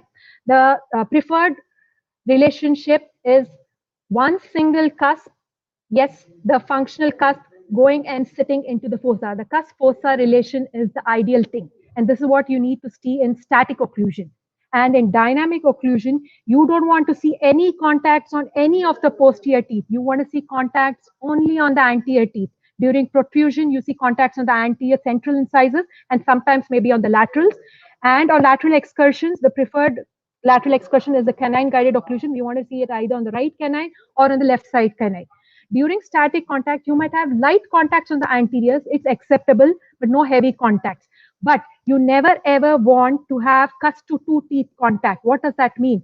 When you ask the patient to bite, the cusp of one tooth comes and sits between the marginal ridges or in the embrasure between two teeth. And many of us have this kind of contact. And when we have these kind of contact, we should be very, very careful to reduce that plunger cusp and reduce the opposing marginal ridge accordingly. If not, we would have a fractured restoration or drifting of the two teeth with time, resulting in food impaction. Now, so what are we looking at finally? We're looking at simultaneous equal intensity stops on all the posterior teeth. We're looking for dots, which are formed by the cusp tip going into the fossa and the marginal ridges. We're looking on the line on the anterior teeth, which is formed during protrusion. At the same time, we're looking for lines on the canines, which are created during lateral excursions. Fine. So what we finally want is a cusp tip going into a fossa. Contacts on the inclines of the teeth must be avoided. So you can have a cusp tip going into a fossa, having a single point contact or having a tripodal contact. Means one cusp has contact on the opposing fossa in three areas, but that's very, very difficult to mimic. Thus, we can stick to cusp tip having contact in one single point, but never ever have cusp tip on an inclined contact. Like here, in case you have contact there, what really happens, what is the significance being? It results in the generation of non-axial forces, which results in the fracture of the restoration, tipping of the restoration or separation of the restoration, and inadequate stress distribution. Thus, our target should be to harness axial forces which are generated along the long axis of the tooth and which go into the periodontium and get dissipated without fracturing either tooth or the overlying restoration. In case you have a contact on the incline, it's a common tendency that we are so tempted to either hollow out the opposing incline, or we want to chop off the cusp, which is in contact. We should not be doing that. We should be reshaping the cusp such that the cusp tip goes and sits into the fossa. This is the way to go about doing it, especially when we are restoring single tooth. Now, finally, to conclude, the primary requirements of successful occlusal therapy depends on peaceful neuromusculature, stable joints, that is in centric relation, or in maximum intercuspation if you're restoring single tooth, as long as the patient does not have a problem. Anterior tooth along with anterior guidance resulting in disclusion of the teeth, and posterior teeth having equal intensity contacts. The same thing I've enumerated here: stable handling contacts, anterior guidance in envelope, in harmony with envelope function, immediate disclusion of posterior teeth in protrusion, disclusion of posterior teeth on the non-working side, and disclusion of posterior teeth whenever possible on the working side. It's easy said than done, but most of us don't have this kind of occlusion. This is possible when you're doing a full mouth case. You need to work with the existing occlusion. So there you need to check what is the occlusion to begin with and reproduce the same occlusion. It might be a bad occlusion. There might be interference. Try to get rid of it, but you do not introduce any new interferences and create further problems. So mastering these factors means avoiding guesswork in your treatment planning and resulting in predictable results. Now comes the question. Okay. Now comes the question, how do you identify? Now you see patients day in and day out. Everybody is not perfect like this picture. You see patients with worn out dentition, edge to edge bite. So these are patients having occlusal disease. So chair side, how do you judge who is who? Which person has occlusal disease? You need to look at three things. You need to look at their TMJ, ask them if they have any clicking, crepitus, any deviation, pain or tenderness, or you look at their muscles, check for pain or tenderness and hypertrophy. Please remember, signs precede symptoms. So you can identify many things which the patient has not perceived yet. And then look at the tooth. What do you look for in the teeth? You look for wear, look for either migration or mobility. Any of the three signs indicates there is an existence of occlusal disease and you need to take precautions. Okay, so patients with occlusal disease, you need to use a face paw, like it or not. You need to use a semi-adjustable articulator and mount it, be it single tooth or more than single tooth, be if it's one or two teeth, it's a bridge, or if it happens to a veneer case, an anterior veneer case of around 6 teeth, you need to articulate it to be safer. Fine. Then you check occlusion using articulating papers. We have been used to using 200 micron papers, which is practically useless. We have to stick to using 16 to 20 micron papers, and still better the 8 micron Trollfile with the help of a Miller's forceps. Okay, you can use T-scan as the adjunct, but the problem with this being it's just an add-on. It cannot it cannot. I wouldn't say you can replace it with articulating papers because the film thickness of your T-scan is very, very thick. Fine. Okay. Now, when you finish with occlusal contacts, you need equally important are contours, because contours protect the soft tissues, and equally important are restoring proximal contacts. You need to be aware of the width of the contact, the position of the contact, located more buccally and more occlusally, as well as the configuration of the contact.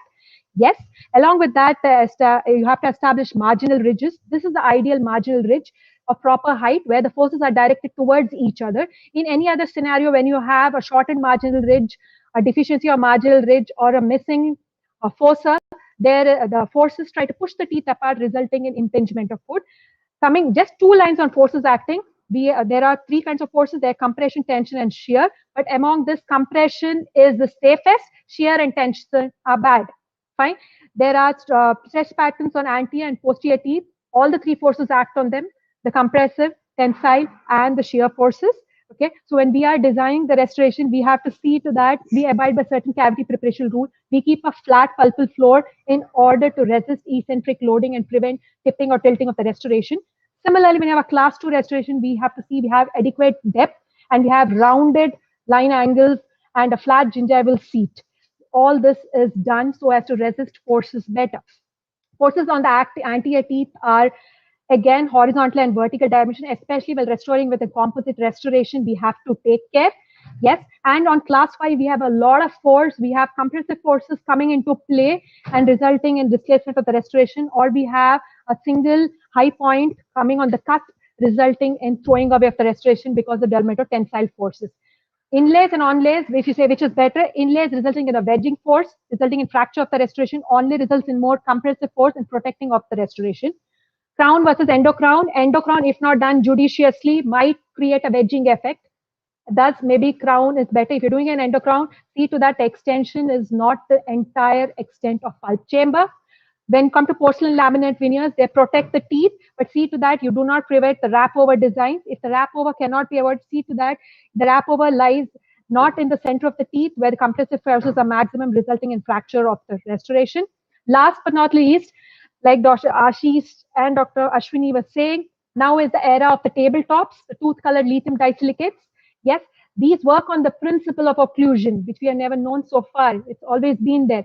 Beyond the height of contour is a zone of compression, and this is what it harnesses. We know zone of compression is a protective zone. So we keep a restoration restricted to the zone of compression, and we don't enter the zone of tension. Thus, we protect our underlying tooth structure at the same time, strengthen the existing tooth. Having said this, to conclude, whenever you're doing any restorative work, form always follows function. Please remember that. Teeth must fit into harmony with the jaw and not vice versa. And the best treatment options can be either reshape in the form of equilibration, you restore a teeth, or you reposition a teeth orthodontically, or reposition a segment surgically. In short, any restorative workup should fit into the existing system. Fine. Wishing you all the very best. And please remember, before anything else, preparation is the key to success. So it's not too late if you haven't started. Fine. And this is the same thing with Dr. Ashish put up. It's never too late. It's always possible. Fine. A big, big thank you. Here are my references. And I once again thank the organizing committee.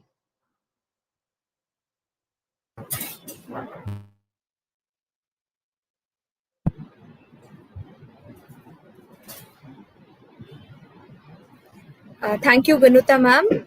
You indeed made a very challenging topic extremely interesting and delivered the lecture in a very good manner. The information provided, I'm sure, would be very, very useful to the students. Thank you so much, ma'am. Thank you, Purnima. I just hope I did not overshoot on time. Thank you very much. No, ma'am, not at all. Thank you. Okay. See you. Thank you. See you. With this, we come to the last lecture for this morning by Dr. Mahima Tilakchan, who is currently serving as a professor at SDM Dental College, Dharwad. Ma'am has co-authored the position statements and Indian protocol for regenerative endodontics and has delivered more than 25 guest lectures and keynote addresses and has several publications to her credit. She was recently awarded the most proactive academician in endodontics by the Guidance Jury and is the editor of the most coveted official newsletter of IACDE, Pins and Posts. Dr. Mahima ma'am would be lecturing today on minimally invasive aesthetic procedures. Over to you, ma'am. Thank you, Purnima. With not taking much time, let me start with my presentation.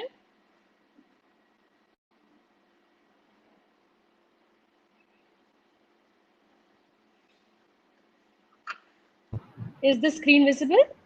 Yes, ma'am. You may please go ahead. Thank you. A very good afternoon to all the delegates. I, Dr. Mahima, Professor at SDM College of Dental Sciences, Dharwad, take this opportunity to thank the organizing committee of Rapid Recap 2021 for inviting me to share a drop of knowledge in this vast ocean of minimally invasive aesthetic dentistry. Not wasting any time, as there's lots and lots to talk about, let's directly plunge into the ocean.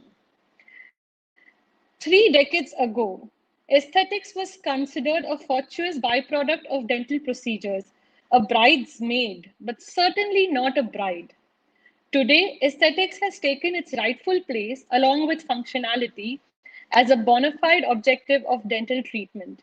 This revolution has transpired not only because of increased knowledge, but also because of methodology, improvements in material science, and technology.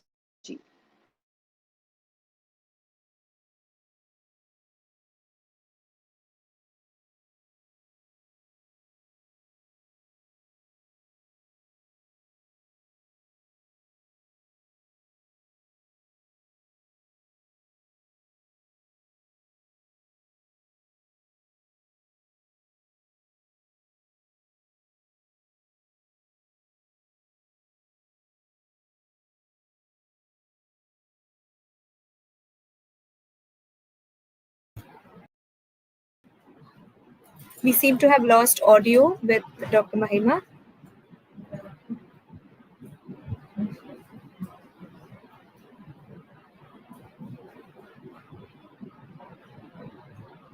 Ma'am, requesting you to please reconnect. Thank you.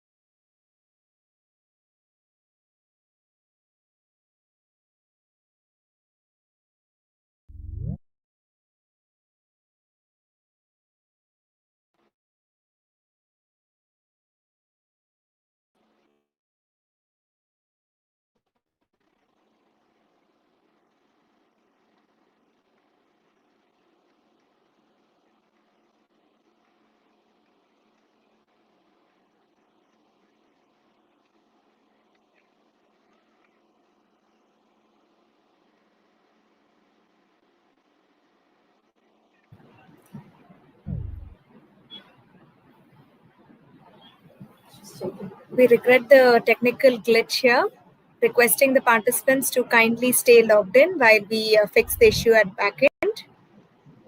Thank you.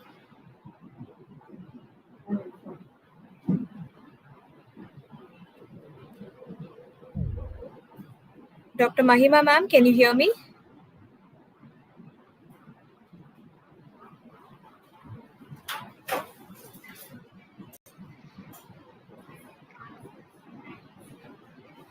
Can you hear me?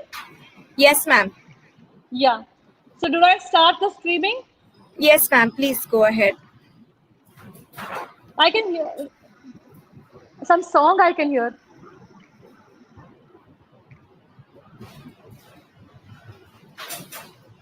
Ma'am, please go ahead. We can hear you.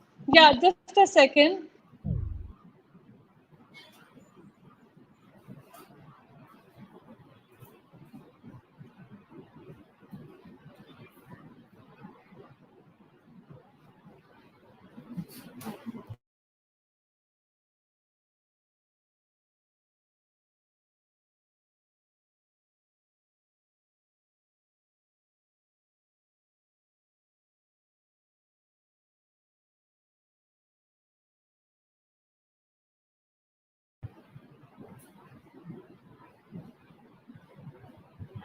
We seem to have some connectivity issues with Dr. Mahima, who would be rejoining us shortly.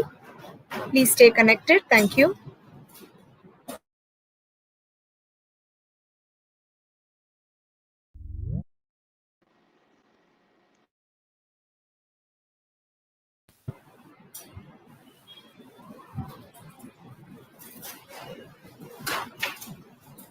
Ma'am, can you hear us?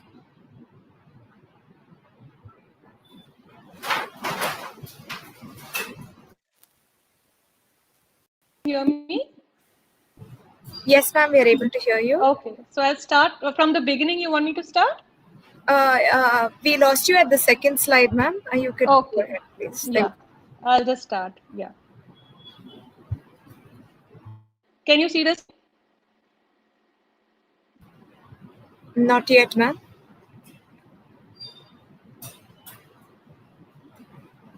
Yes, we are able to see. Yeah. You can see the screen, right? Yes, ma'am, we can see your PPT. Please go ahead, ma'am. Yeah. So let me go with the second slide. So 3 decades ago, aesthetics was considered a fortuitous byproduct of dental procedures, a bridesmaid, but certainly not a bride. Today, aesthetics has taken its rightful place along with functionality as a bona fide objective of dental treatment. This revolution has been transpired not only because of increased knowledge, but also because of the methodology, improvements in material science and technology. When less is more. Minimally invasive approach, though a new paradigm in healthcare dentistry, accepts the same philosophy which includes prevention, minimal intervention, and minimally invasive restorative protocol, And in aesthetic dentistry, minimally invasive procedures can do wonders because of the advances in adhesive dentistry. The bonding has improved multifold, materials have improved, and there is a plethora of materials which we can use to our advantage today. The contents of the discussion today would be the importance of minimal intervention and tooth structure preservation, adhesive dentistry, which totally depends on enamel bonding, material advancements, the mantra of aesthetics, rehabilitation, that is reshape, relocate, and restore, importance of short-term orthodontics in aesthetic procedures, procedures such as bleaching, no prep restorations, minimal prep restorations, advent of digital dentistry in treatment planning and smile dining. We'll be having case discussion throughout, as well then the conclusion and the reference. So what do we define minimally invasive dental aesthetic procedures as? They can be defined as a holistic approach that explores the smile defects and aesthetic desires of a patient at an early stage and treats them using the least intervention options in diagnosis and treatment technology by considering the psychology, health, function, and aesthetics of a patient. There is only one principle in selecting treatment modalities when it comes to minimally invasive aesthetic dentistry. Always select the least invasive procedure as the choice of treatment. Now, if you go back to the ancient times, I'm talking of the era of, say, around 300 to 400 BC, you can see skulls which are found where there is proof of minimal invasive procedures being done to enhance the look. As well as in Bali, there was a tradition of filing the incisors of a girl when she reaches puberty, saying that it makes her look more beautiful. So this concept goes back to ages and ages behind. In minimal invasive treatment was initially introduced in the medical field and was adopted in dentistry in the early 1970s with the application of silver diamine fluoride. This was followed by the development of preventive resin restorations in 1980s, the atraumatic restorative treatment approach, and caries solve. What are the principles of minimal invasive aesthetic dentistry? The first and foremost being sooner the better approach. So that includes exploration of the patient's smile defects and aesthetic desires at an early stage in order to minimize invasive treatments in the future. Smile design, so you consider the psychology, health, function, and aesthetics of the patient. Most important is the do no harm strategy. And finally, but most the neglected field is the keep in touch relationship, where the patient is encouraged to facilitate regular maintenance, timely repair, and strict evaluation of the aesthetic work which is performed. Why is it so important that we go ahead with minimal procedures? Mainly because it all depends on the enamel bonding. As you all know, it is the bonding to dentine is more difficult and less predictable. Why? Because dentine not only has a more complex histologic structure, but also varies more with location. Enamel is 92% inorganic hydroxyapatite by volume, and dentine is only 45% inorganic. Dentinal hydroxyapatite crystals are randomly arranged in an organic matrix that consists primarily of collagen and are not regularly arranged as they are in enamel. And formation of a smear layer acts as a diffusion barrier that decreases the dentinal permeability and prevents resin from reaching the underlying dentine substrate.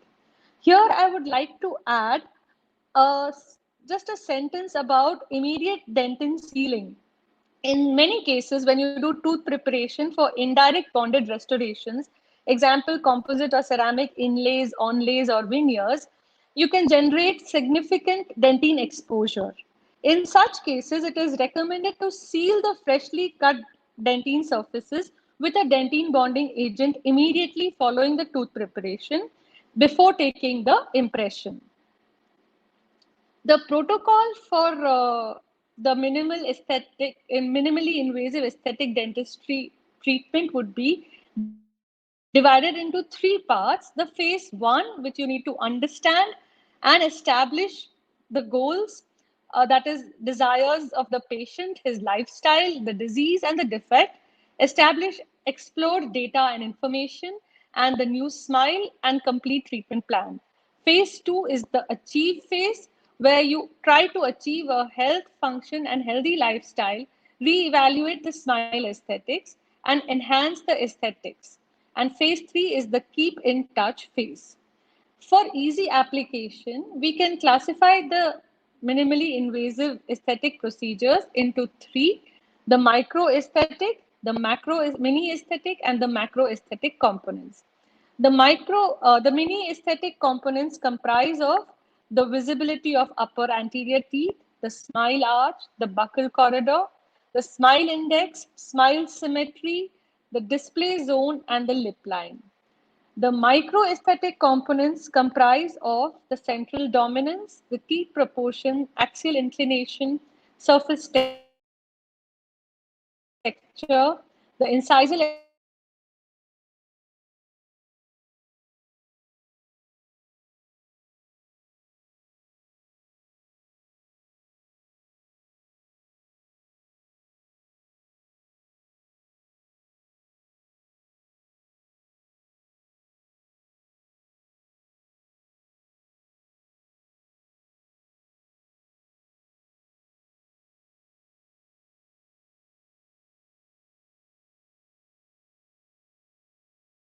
compomers and composites, in which we have so many recent advances with the nano composites coming into based and CAD/CAM ceramics. So the various treatment modalities which are there, we can divide them broadly into the non-invasive and the minimally invasive treatment plans. So in the non-invasive, we have smile training, tooth whitening, remineralization, short orthodontics, non-preparation veneers, the enamel augmentation, adhesive pontic, and oral appliance. And in minimally invasive treatment, we have the micro and macro abrasion, selective contouring, direct restorations with minimal tooth preparations, short orthodontics sectional, minimal preparation adhesive bridges, veneers, inlays, and onlays. So just what is bleaching? I'm not going into the details as this itself is a topic by itself. So bleaching is a chemical process involving the oxidation of organic material, which is broken down to produce less complex molecules. And discoloration could be intrinsic, extrinsic, or internalized discoloration. Extrinsic stains, bleaching is indicated in case of extrinsic stains, mild discolorations, evenly distributed discoloration without bands or white spots, age-related discolorations, hemorrhagic discolorations, and discolorations due to medication and anterior teeth after endodontic therapy. Where bleaching will not work or is contraindicated is with severe tetracycline stains, fluorosis, hypoplasia, sensitive teeth, cracks, extensive restorations, lack of compliance, pregnancy, lactation, and peroxide allergy. Here, I would like to talk when we speak of minimally invasive procedures. This is a patient who wanted a aesthetic correction for the shade of her tooth. You can see this is the pre-op view where there is already a composite restoration and the shade is quite dark. So in this case, we would suggest the use of bleaching and then go ahead with a minimal preparation veneer, because ideally the correction which we'll need to reduce in this would be around 0.7 to 1 millimeters. But if you do the bleaching, you will make the tooth a shade lighter. And remember this point that with every shade you need lighter, you have to reduce 0.2 millimeters of the tooth structure in case of giving a ceramic or composite veneer. So we need to do bleaching in such cases. And also we need to do bleaching in order to save the use of opacifiers. So in this case, we did shade bleaching. So you can check after bleaching, the shade has become a little lighter than what it was previously. And then go ahead with the composite veneering. And you can appreciate the post-op view. Here the preparation was minimal, only 0.3 millimeters was prepared. So So you can appreciate the minimal preparation which has gone into this. Another important minimally invasive procedure is the microabrasion. It was described by Walter Kane.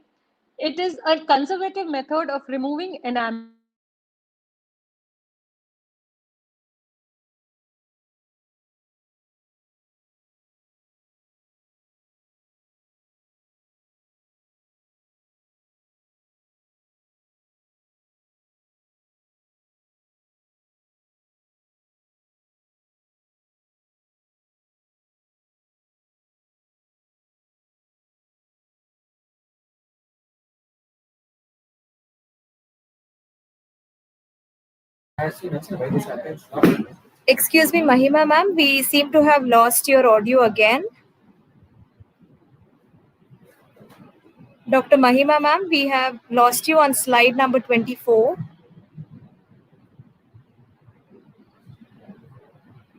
Requesting you to kindly reconnect. Thank you.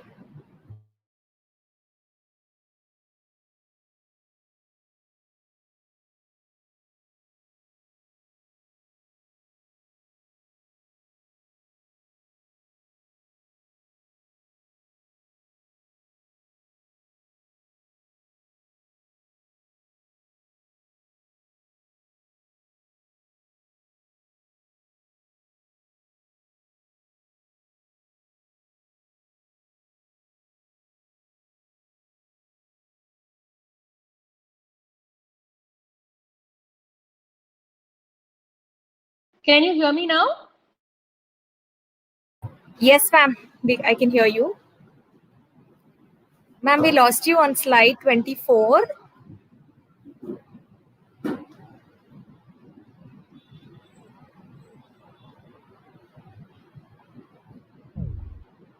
My screen. Can you hear me? Yes, ma'am, audio is clear. Okay, I'll just. It's just connectivity issues, ma'am, that's all. Yeah, I'm so sorry for that. Not at all, ma'am. No problem.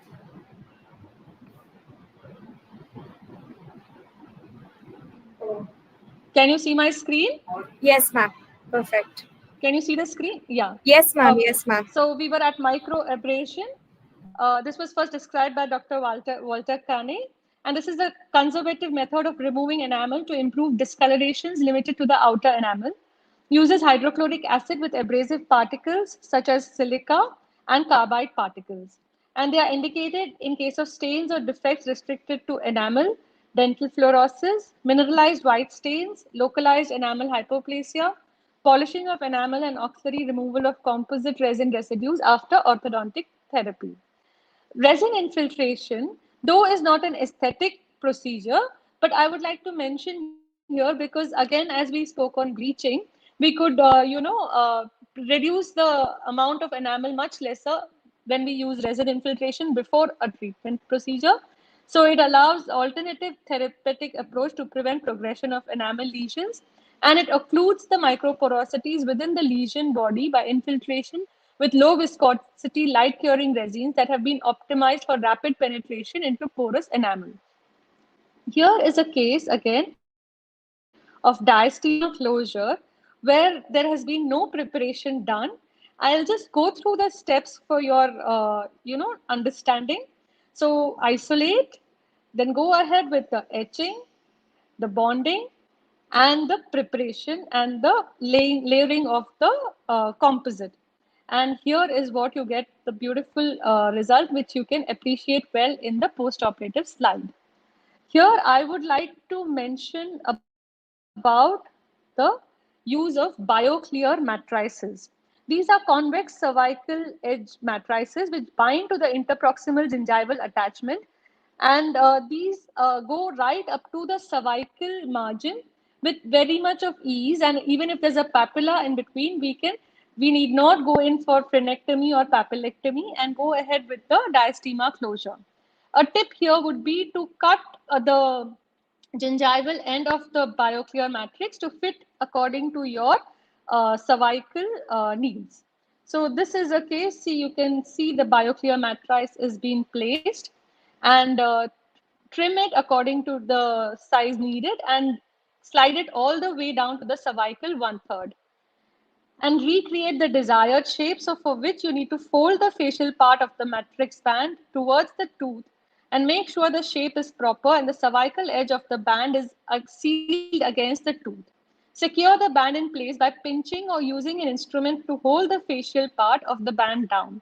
Light cure the composite from the facial, the lingual, and the incisal edge. The most important part in this I would like to tell is the removal of the band. So after light curing, use a scaler or explorer to separate the band from the composite only at the incisal edge from the facial to the mesial to lingual. So a piece of floss can slip in between the band and the composite. Slide the floss down towards the cervical and this will separate the remaining part of the band from the restoration. And now you can easily pull it off. Without using the floss to separate the band from the restoration, it is difficult as well as it can tear or leave remnants in the interproximal area. Moving on to veneers. Veneer is nothing but a layer of tooth-colored material that is applied to the tooth to restore localized or generalized defects and intrinsic discolorations. The porcelain laminate veneers provide the dentist and the patient with an opportunity to enhance the patient's smile in a minimally to virtually non-invasive manner. And today's porcelain laminate veneers demonstrate excellent clinical performance as materials and techniques have evolved. And they have become more predictable, more aesthetic, and least invasive. When we move on to the history, in fact, it's a vicious circle. In 1928, Charles Pincus introduced the Hollywood veneer for actors where they put a veneer which is not dissimilar from today's porcelain veneers, except that it was not etched but placed or held with a denture adhesive. Interestingly, however, the concept of philosophy of a no prep or minimal preparation veneer isn't new. So, as I mentioned earlier, it is a vicious circle, and we've again come back to where we started. So, the indications for veneers, we can classify them into 3 types. The type 1 is for teeth resistant to bleaching, where we can break them down into teeth resistant to tetracycline discoloration, teeth that are unresponsive to bleaching, and teeth with major morphologic modifications. Type 2A is the conoid teeth, most commonly the peg laterals, diastema or interdental triangles to be closed, augmentation of incisal length of facial prominence, and type 3 is extensive restorations, where it can be type 3A, which is extensive coronal fracture, extensive loss of enamel by erosion and abrasion, and generalized congenital malformations. The contraindications are teeth exposed to heavy occlusal forces, severely malpositioned teeth, presence of soft tissues, highly fluoridated teeth, teeth in which color modification can be successfully achieved with various bleaching techniques, and teeth with extensively existing restorations. So, as mentioned earlier, the preparation thickness has changed drastically from what it used to be before. Before, we used to recommend 0.7 to 1 millimeters. Then it changed to 0.5. And now with the recent advances in materials and technologies, 0.3 millimeter thickness suffices. In case here, I would like to just tell you all that in cases of patients who report with tetracycline and other severe challenges, it is important to have good communication with the patient, and it will be very difficult to not have a bit of graying of the final restoration at the gingival margin as the porcelain gets thinner there. And secondly, a slightly more aggressive preparation may be needed to make room for addition of the opaque porcelain. So this all should be communicated with the patient. And in such cases, stacked porcelain veneers offer better solution. No prep veneers. So here the case selection is very critical for the success of a no prep veneer. The cases which we could select would be microdontia, such as peg laterals and in general undersized teeth, short teeth, bicuspid extraction orthodontic cases where anterior teeth are linguiverted and the arch form is narrow, and large lips that create a big frame and allow enlargement of teeth for proper proportion. There are various names for these no prep veneers, the lumineers, durathin veneers, Viva veneers, thin veneers, and what all.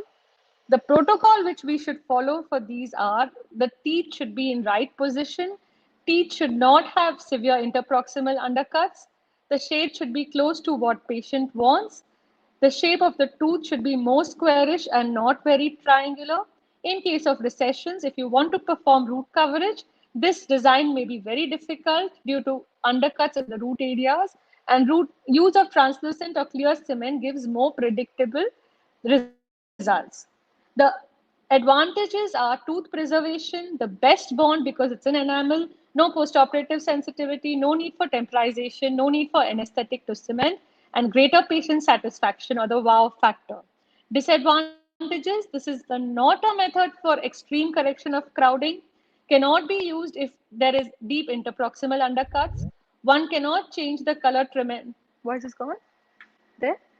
One cannot change the color tremendously. Need 0.2 millimeters of ceramic for every shade change, difficult to cement, and is more expensive to produce. This is a case which has come for the aesthetic rehabilitation where there's minimal changes which are required, and you can very well appreciate that with no preparation, such a beautiful smile can be given with the use of ceramic laminates. You can appreciate in the lab preparation on the cast where you can see that there is hardly any preparation, and the smile is beautiful.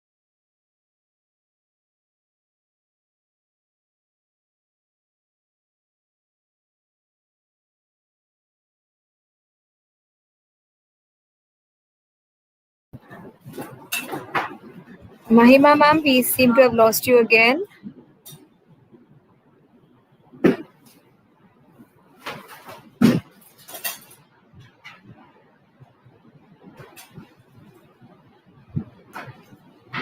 Ma'am, could you please reconnect? Thank you.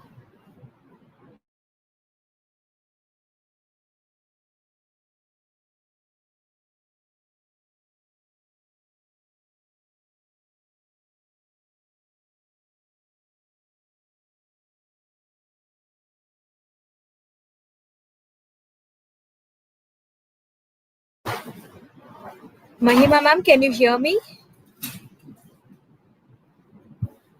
Requesting you to please reconnect.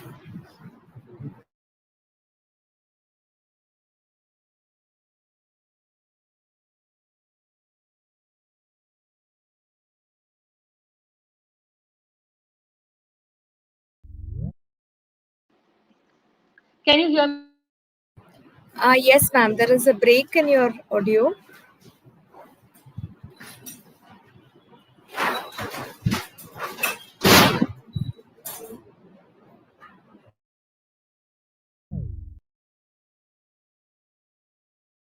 Hello, can you hear me? Yes, ma'am. We are able to hear you now. Yeah, yeah. Yes, ma'am. Okay. Yes, ma'am. We are able to hear you now. Please yeah, proceed. thank you.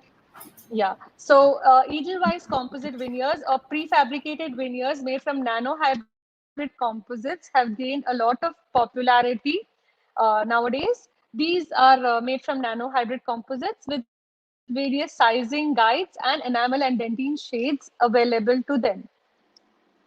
This is a very interesting case of short orthodontics, that is, say, 2 to 3 months of orthodontic treatment, and the lateral incisor is brought into position. So this is the preoperative view. And after orthodontic correction, you can see how beautifully the lateral incisor is brought into position. And with no preparation at all, we can do the aesthetic correction. So such cases, it is prudent to go ahead with short orthodontics, and then go ahead with aesthetic corrections. This is the new era of digital smile design, and it is a technical tool which is used to design and modify the smile of patients digitally and help them to visualize it beforehand by creating and presenting a digital mock-up.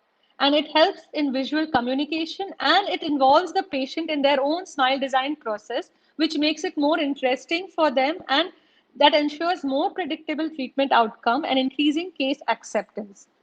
And this is the digital information serves as a starting point for a wax-up and intraoral mock-up, which is widely reported in literature as an objective and efficient communication tool among dentists, patients, and technicians. And this helps us mostly to decide whether to do orthodontic treatment or not. And if it's majorly needed, then to go ahead with orthodontic treatment. So I would recommend everybody to use this digital technology for its use. Again, photography is also a big whole subject by itself, which I will not be telling here, but digital photography is equally important. So this is a very interesting case. It's an ongoing case yet. When you observe this case, you will feel that the centrals are problematic, but actually it is the canines and the laterals which are the ones which are to be corrected. So when you see on the digital screen, you can appreciate that the canines are perfectly fine, and what correction is needed is on the middle third of the labials of the lateral incisors. The digital technology really helps us in giving a correct diagnosis and treatment planning for the patient. This is a very interesting case, and I would request you all to go through this article, which I will send anybody who is interested in uh, uh, the PDF format. And this has been published in the Journal of Cosmetic Dentistry, and this case has been on the cover page of the journal, a case done by Dr. B. Mohan. Very minimal composite veneer has been done in this case, and you can see the transition from canine to canine of this patient. So I thank Dr. Mohan for all the wonderful work and the cases which he has done. And if anybody is interested in the PDF, please contact me. So the mantras for minimal aesthetic cosmetic dentistry or aesthetic dentistry, I will not tell take home messages, as you all are sitting in the house. So the perfect treatment planning, understanding and achieving the adhesive concepts, incorporating the materials, digital analysis, importance of magnification, which again has not been touched upon because of the time constraint, understanding the current treatment protocols, good lab communication, and excellent patient communication. These are the references. And to conclude, the expression in the video will speak. I do not need any words to express the feelings, both the clinician after rendering such wonders with minimal intervention and the patient after receiving his goal of holistic aesthetics. And I'm sure COVID times have made all of us realize the importance of minimalistic lifestyle and minimalistic needs. So friends, minimalism is the mantra for not only aesthetics or endodontics, but for living a happy, peaceful life. Thank you so much.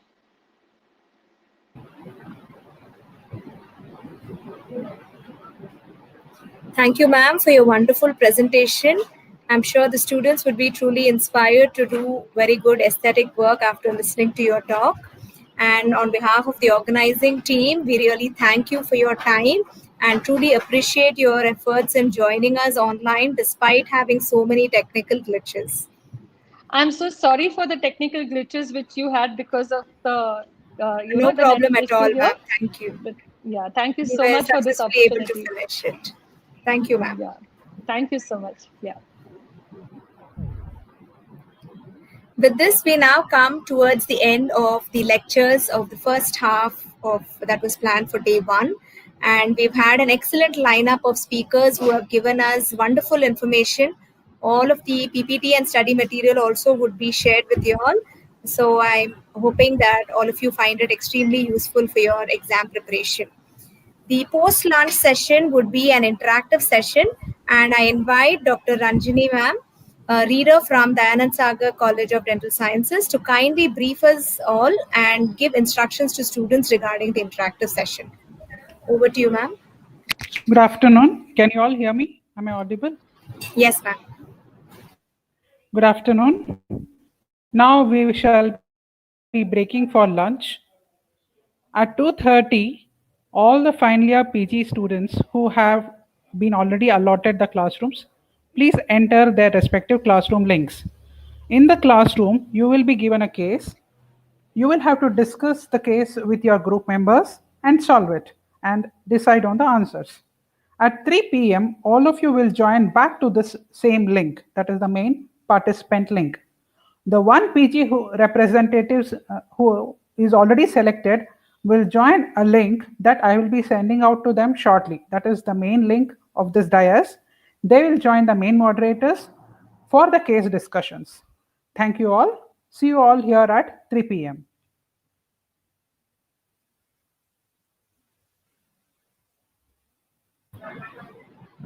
We now break for lunch.